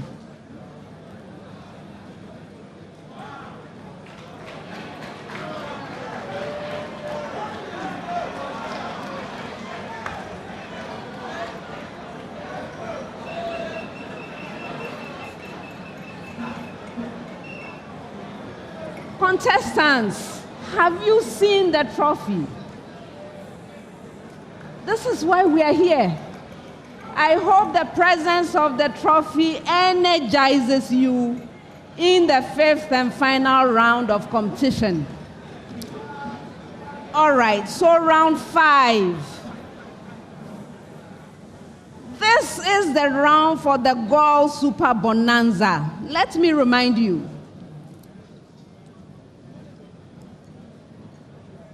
If you solve all 4 riddles, you get 4,000 Ghana cedis. If you solve 3 out of the 4, you get 3,200 Ghana cedis. If you solve 2, you get 2,000 Ghana cedis. And if you solve even 1, you get 1,000 Ghana cedis. The Goal Super Bonanza is proudly sponsored by Goal Good Energy. Thank you, Goal PLC.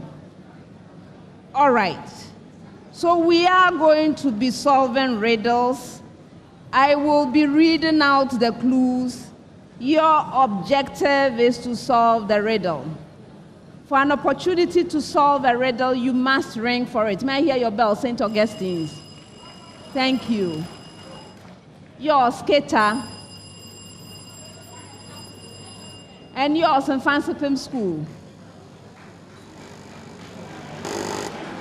If you solve the riddle on the first clue, 5 points. On the second clue, 4 points. On the third or any clue thereafter, 3 points. Best wishes, everyone.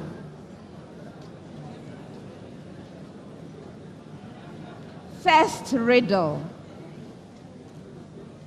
I am a type of electromagnetic radiation. I am emitted by moving charged particles. I am responsible for the blue. All right. Frederick? Cherenkov radiation. Cherenkov radiation. You are right.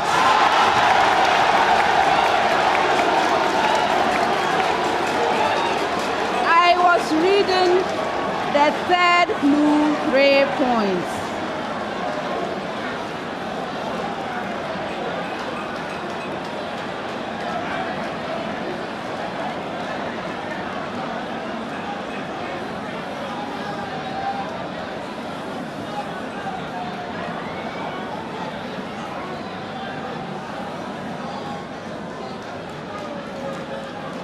Next one.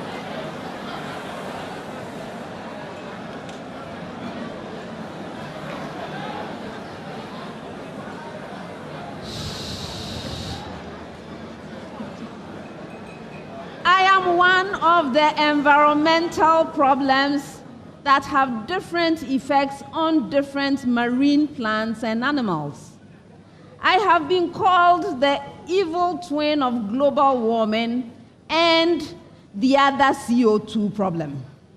Together with increased ocean temperatures and oxygen loss, we constitute the deadly trio of climate change pressures on the marine environment.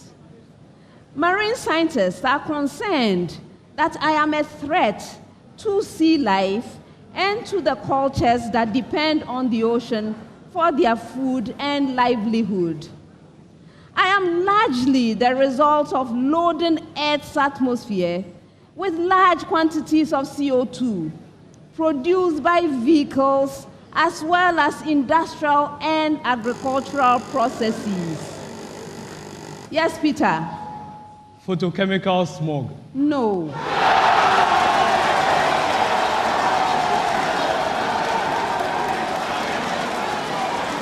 I continue. I am gradual increase in the acidity of ocean water, caused mainly by human emitted carbon dioxide mixing with the water. So who am I? Yes, Alexander. Ocean acidosis. No, that's not the name. Frederick? You are aquatic carbon sequestration. No. Anyone?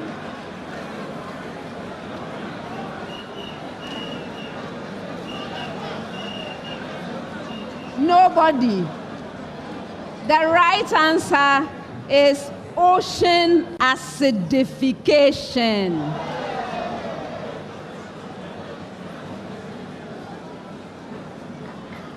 Next one.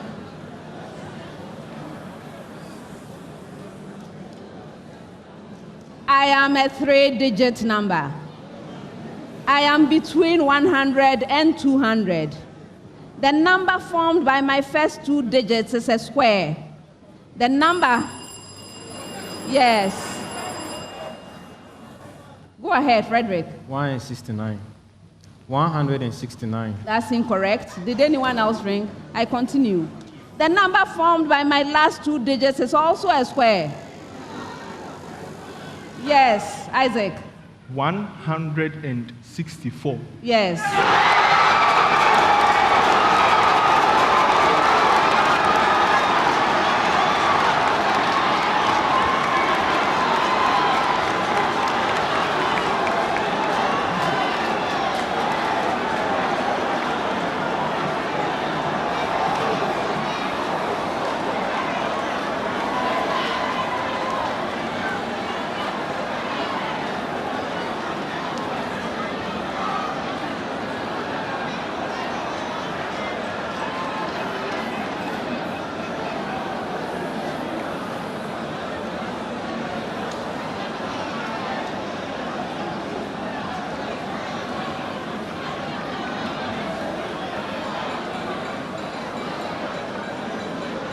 Last riddle.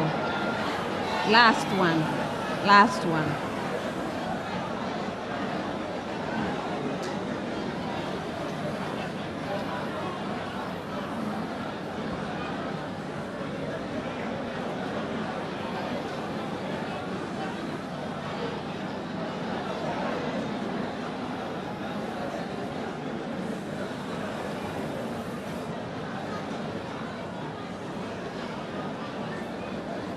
I am a faint blue compound commonly found in nature.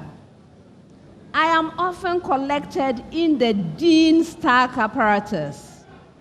I have strong absorption bands in the infrared region of the electromagnetic spectrum. I am one of Aristotle's elements. I am also known as oxidane, or by my parody name, dihydrogen monoxide. Frederick. Frederick. Water. Water. Yes.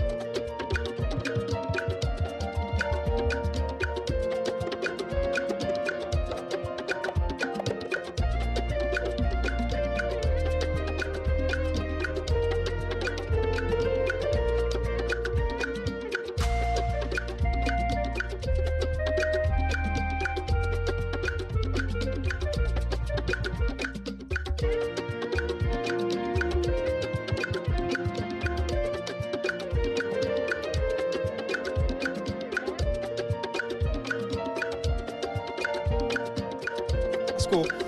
They are sad. That is the word to describe their mood now. They are really, really sad. We spoke to some of them earlier when round 2 ended, coming into round 3.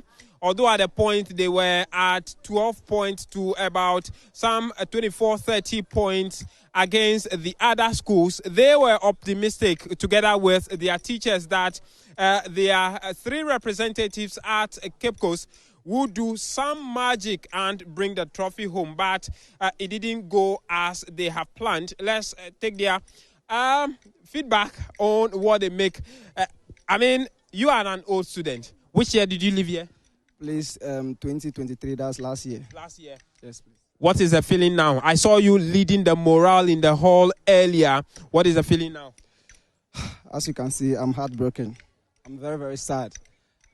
This wasn't what we were expecting. We knew our quiz team very well. They were very, very good, very prepared for the battle. But as you can see, it didn't favor us. We are all sad.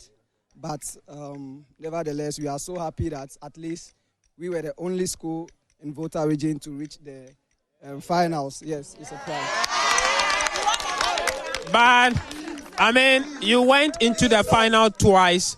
You couldn't win. What are the lessons you feel your student as well as the teachers need to pick moving forward to guarantee a win for you if you make it to the finals again? That means we have to prepare next time well. We must prepare our students, give them the necessary facilities to improve on the competition next time. And also, we've won the money, so we are somehow happy compared to... You hopeful that at least they will come home with some cash? Yes, yes.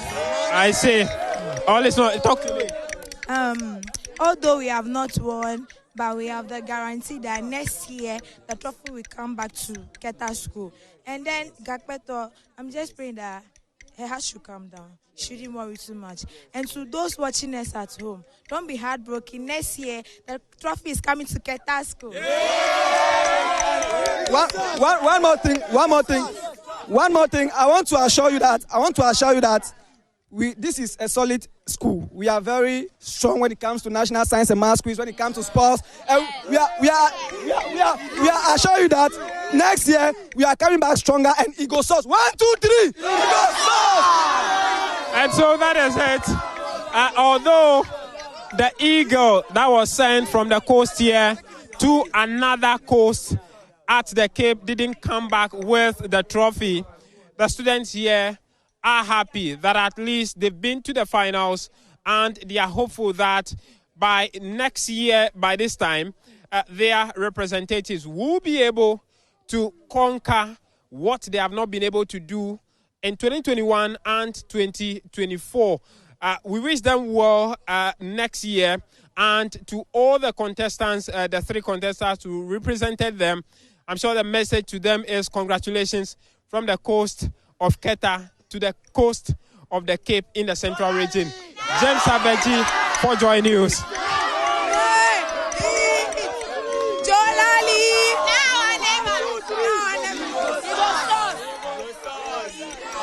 For the trophy, Boche students have finally been filled. I mean, their hunger, they've gotten food now. Boche has won the trophy. That's how best I can say it. Boche has won the national championship. They've emerged winners of the 2024 National Science and Math Quiz. It was a tough contest. If you were following, you could tell that it was not easy, but they didn't lose hope. Right here is right behind us is their chapel where they've been praying since the beginning of the contest. They believed so strongly that if they called God from beginning to end, He would glorify Himself. Well, He has, and Boche has emerged winner of the 2024 National Science and Math Quiz. They are excited, as you can see. The euphoria here is immense. The excitement is just so much. And I'd like to speak to some of them. All of them are excited, but I'll speak to some of them. I spoke to you earlier, right? How are you feeling? I know you're happy, but how are you feeling?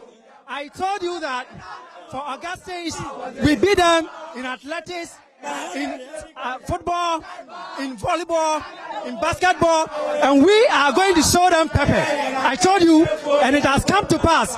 This is the school, and we have shown them pepper. Yeah.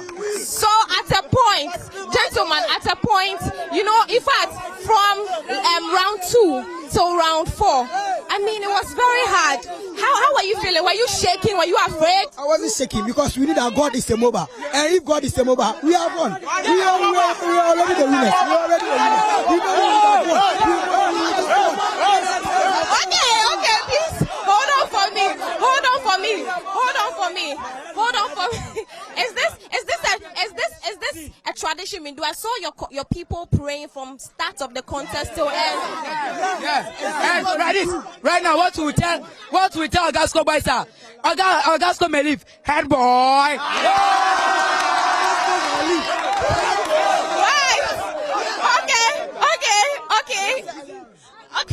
Okay, so the point is that this school was built on God. Anything we do, we stand on God. Even our contestants, when our contestant was about to start and the quiz mistress asked him a question, he said from the beginning it was God, and we ended with God.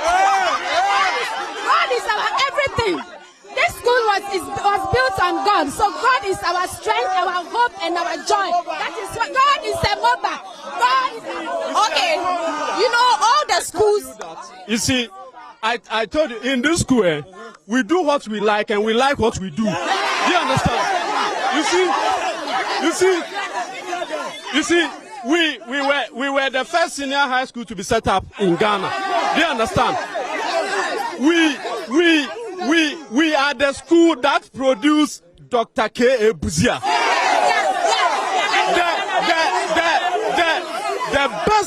The best university students in Africa, Dr. K. Buzia. We are the school that produced Tachuchikata. We are the school that produced Kofi Annan. Do you understand? Look, when it comes to winning, I told you from the beginning that Augasco will push them to the final round. And then we will murder them. So I want to take you. Thank you, boys. I want to take you to the chapel where they've been praying since the beginning of the contest till now. They've been doing this for a long time. I'm told they've been doing this for years. And anytime Boche has a contest, these prayer warriors come together and pray from start of the contest to the end. So let's go to the contest. Let's go. That the Trinity is doing it, and the Trinity have done it. So as you can see, some of the students are still here praying. The rest remember the biology riddle. The answer I gave was ocean acidification. According to St. Augustine's College, the answer should be what their contestant said, which is ocean acidosis. This is rather serious.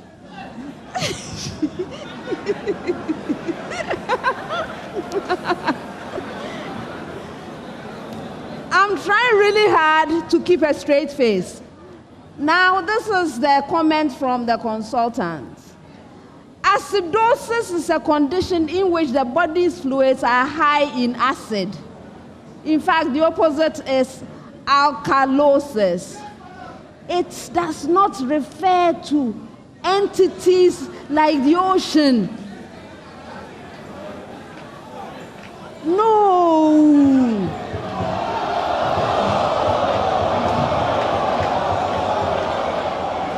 It cannot be.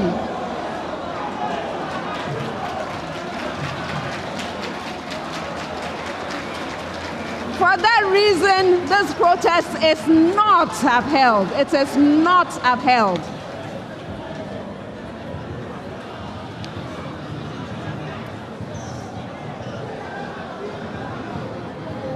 All right.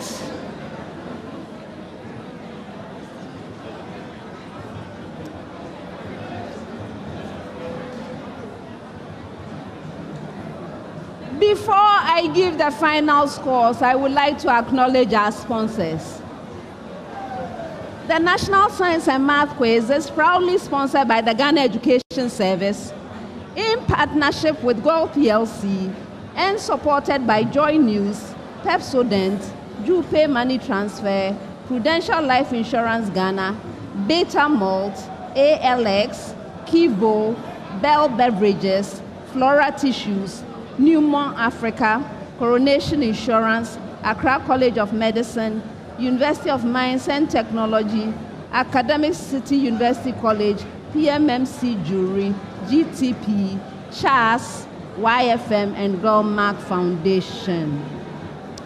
I will have you know that the 2024 edition of the STEM Festival will come off from the 7th to the 23rd of November 2024. Please join us as we delve into the theme, exploring agri-tech solutions to boost Ghana's economy. Now for the final scores. At the end of the contest, here are the final scores.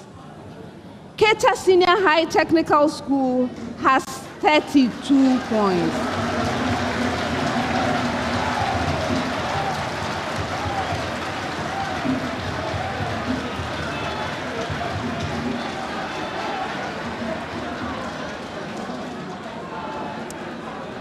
St. Augustine's College has 46 points.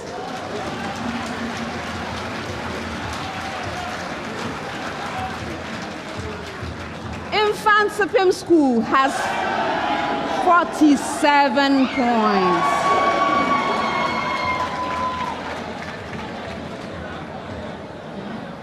Keta Senior High Technical School.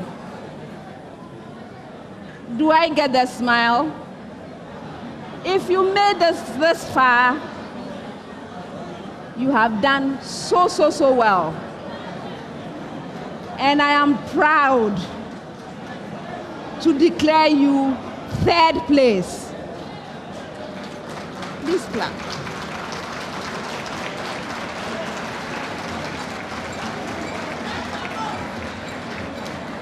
You are not going empty-handed. You solved 2 of the riddles in the Super Bonanza. That gives you 2,000 Ghana cedis. Well done. St. Augustine's College.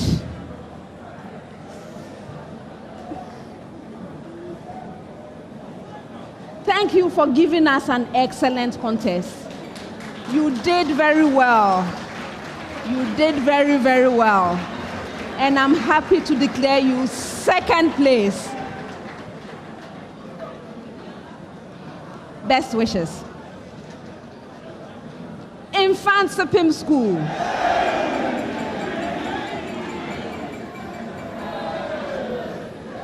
You solved one of the riddles, so you'll get 1,000 Ghana cedis.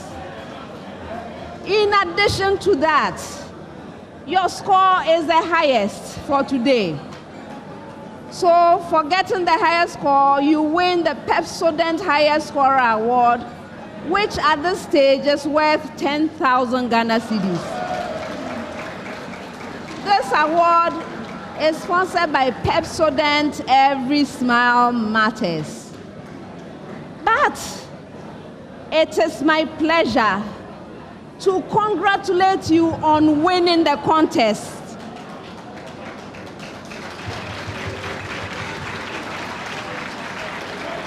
Well done, 2024 champions!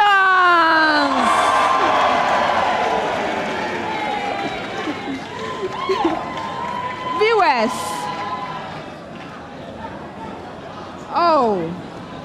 viewers, thank you so much for joining us for all these many contests. We have learned so much this year. We have learned about genetics and about all kinds of genetic disorders from biology. In chemistry, we learned about the environmental and health impact of some human practices, like the indiscriminate disposal of plastic waste and also galamsey. We learned a whole lot about systematic nomenclature. From mathematics, we learn to solve all kinds of problems involving polynomial functions. And from physics, physics wanted us to know about the principle of linear and nonlinear superposition. It was hammered throughout. So we have learned a lot. We have learned a whole lot, and I thank you for joining us for all of these contests. I would also like to thank the consultants. My dear consultants, thank you for doing this difficult job, sleepless nights, and for coming up with such beautiful questions this year too. Congratulations and thank you. Thank you to the other quiz mistresses. Ladies, thank you for all you do. Well done. I wish to thank the teachers, the coaches who prepare these students to come sit here year after year. We are grateful to you for the good work. Thank you to parents who support their children through thick and thin. And on that note, I wish to say thank you to my own mommy dearest who is watching on TV. I thank the crew, camera, sound, even those who do the hair and the makeup. We are grateful for everything you do. And thank you also to the sponsors. This has been a good year for us. On that note, my name is Elsie Efa Kaufman. I have been your quiz mistress. And until we come your way again, this has been a primetime production. Thank you so much and see you next time. Bye.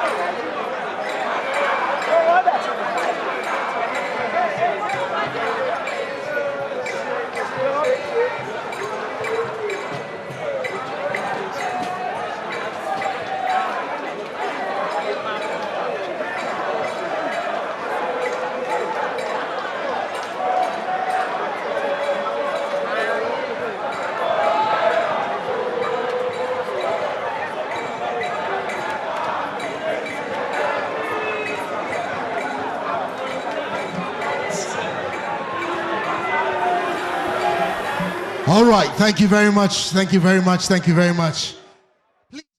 Live on Joy News and Joy Prime, and is the final of the National Science and Maths Quiz 2024, and it's Mfantsipim who have managed to clinch their third trophy. Last time they won it was just some 10 years ago, just a decade ago, 2014, and they managed to clinch the title. And here they are getting their third trophy over their very rival St. Augustine's, you know, their rival St. Augustine's. But Kofi Ajay is here because we did some analysis ahead of the, competition. And we came up with what has happened in recent time relative to since 2019 about the team that has won it since 2019 to now, always went to the final with the highest average score, all right? But there was an outlier in 2018, and that was a very important exception that Kofi Ajay, you made reference to, and that's what has repeated today. Talk to me about that. We spoke about the 2018 outlier, but before this, I made mention of 3 factors. That the data was on the side of St. Augustine's, momentum was on the side of Mfantsipim, but you could not take Keta out of the race. And we could see that in the last round, it was Keta that made the king. They were actually kingmakers in this contest. That is why you could not take them out. Now, if you look at this 2018, we told you about the theory that the school that goes to the final with the highest always goes ahead to win. But we also pointed out that in 2018, it looks like something different happened, and we called it the outlier. Why? Because the school that went to the final with the second highest average from the 1-8 to the semifinals actually went ahead to win, which was Pesco. St. Peter's. It was between St. Peter's and Opokuware. Now, look at this. In that contest, in that final, Pesco won it with just 1 point. 1 point. And they actually won the final Riddle. Exactly. The same thing panned out this year. Today, we saw that the school that went to the finals with the second highest average was actually Mfantsipim. And they actually won the contest or the finals with just 1 point. And you made a very important point about, convergence. The convergence. Absolutely. And how close it was. So despite, St. Augustine's having a higher probability of winning because of the trend since 2019, the convergence made it very tight. Difficult, yes. Very tight. Yes. Let's look at that slide. It was based on this slide. Let's look at the next slide that talks about the convergence. It was based on this slide that made it very difficult. And just look at it. Just look at the semi-final results there. Exactly. So, in fact, there's a lot of information or stories behind this year's NSMQ data. In fact, the convergence actually happened in the quarterfinals. Where I told you that in the semi-final, we are seeing something completely different. Previously, we would have seen the convergence, all schools having a similar... Exactly. But in the semi-final, we saw that the convergence happened, but was just between Mfantsipim and St. Augustine. And Keta was almost like the outlier in that convergence point that we looked at. And was very close. Between them was just one point. 1 point. And in the finals today, we've seen that 1 point, deciding who won the NSMQ. 1 point deciding who wins the National Science and Maths Quiz. We've seen your comment across all our social media platforms on X, on Facebook. We will try and get bits of it. We'll be back on ground at St. Augustine's and also at Mfantsipim. And of course, we're bringing you the closing ceremony where the awards will be given to the respective schools and individuals who distinguished themselves. We have to take a quick break, but we have more for you here on Joy Prime and Joy News with me, Razak Musbao and Kofi Ajay. So please do stay with us.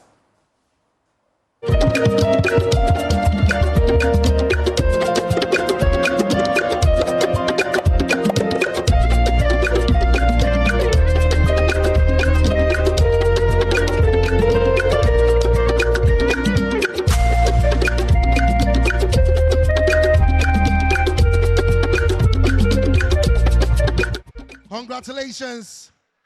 And so we begin the scholarship awards, the academic scholarships awards. The very first is the Accra College of Medicine Award. Respectfully, we invite Mrs. Gertrude Awoche, Director of Library Services, Accra College of Medicine, to please join us in presenting this award.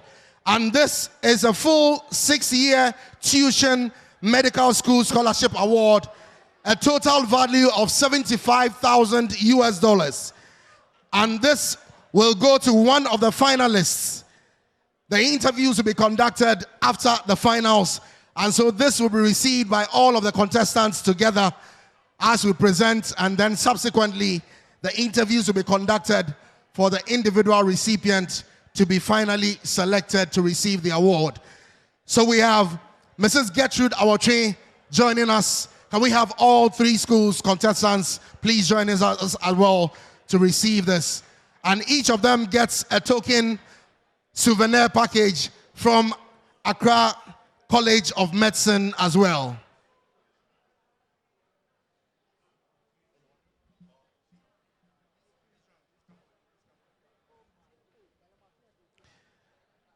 Once again, it's the Accra College of Medicine 6-year full tuition medical school scholarship, a total value of $75,000 US. Interviews will be conducted among the finalists, and one of them will be selected to receive this full 6-year tuition award from Accra College of Medicine. A round of applause, a round of applause. Can we do it for Accra College of Medicine?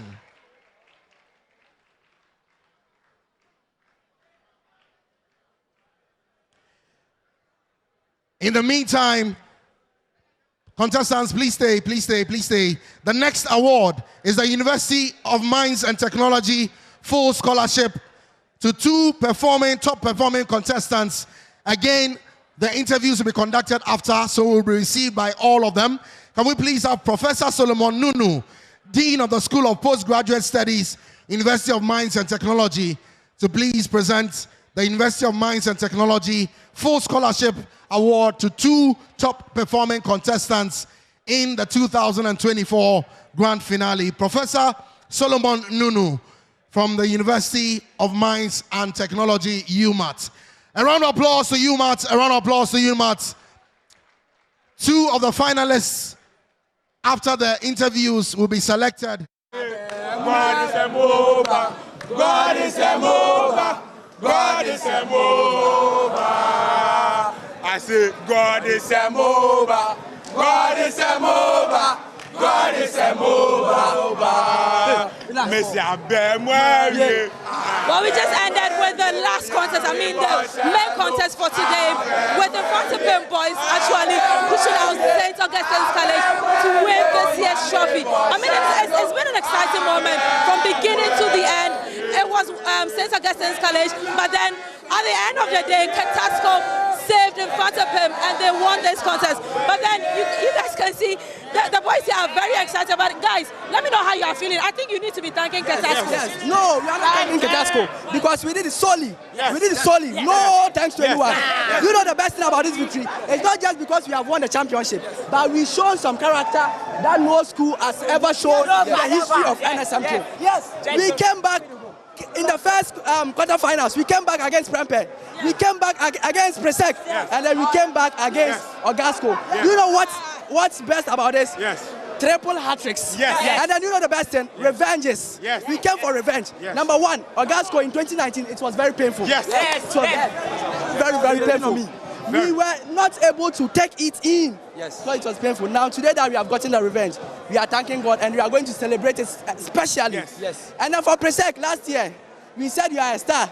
They made videos about us. They did not understand why we said we are the star. But today, I think we have won the little one. I think today we have won the little one. But guys, wait. Relax. Now, we all witnessed the contest with St. Augustine's leading. At the point, how are you guys feeling? Man, before we got here today, we knew we were going to win the contest. It was rather unfortunate they led us at round 2. Now, last year, one of our contestants... Even in round 3, problem of the Yes. And round 4. Yes. You know something? Last year, one of our contestants, Christian, he said you are a star. But most people didn't understand it. And then we really showed them today that we are the stars. Now, I'll end by saying, you don't cast, you don't stars. Now everybody goes to breakfast. The excitement in the voice of these students. You were asking, how were we feeling when they were leading? It's actually a strategy. If you look into things, when we came against Prempeh, we did it. You see, when you are competing with small boys, you have to make them happy. So that tomorrow, when they see you, they will come again. So that was a strategy. So that tomorrow, when we are coming against them, and then Presec and Ogasco too will think that Boche has no form. Boche has no form. It's all what? A trick. Now we have showed you who the best school is. And then we showed it with what? Character. You were leading, but then we came back as a team. If you were a team, you would be Madrid. Because we always come back on the 96th minute. So we say 96 Nyame. 96 Nyame. And the nice... Guys, open up. Guys, open up. Life is great. What was there? that comeback. The last time they won was in 2014, and they made that comeback this year, 2024. Relax. Make somebody talk. Make somebody talk. Guys, now, wait. Now, guys, wait. I want something. You know, in France, we have a school hymn. Yes. And then one of our school hymns is, may thy soldiers, faithful, true, and bold, fight as they say, who know what of food. And win.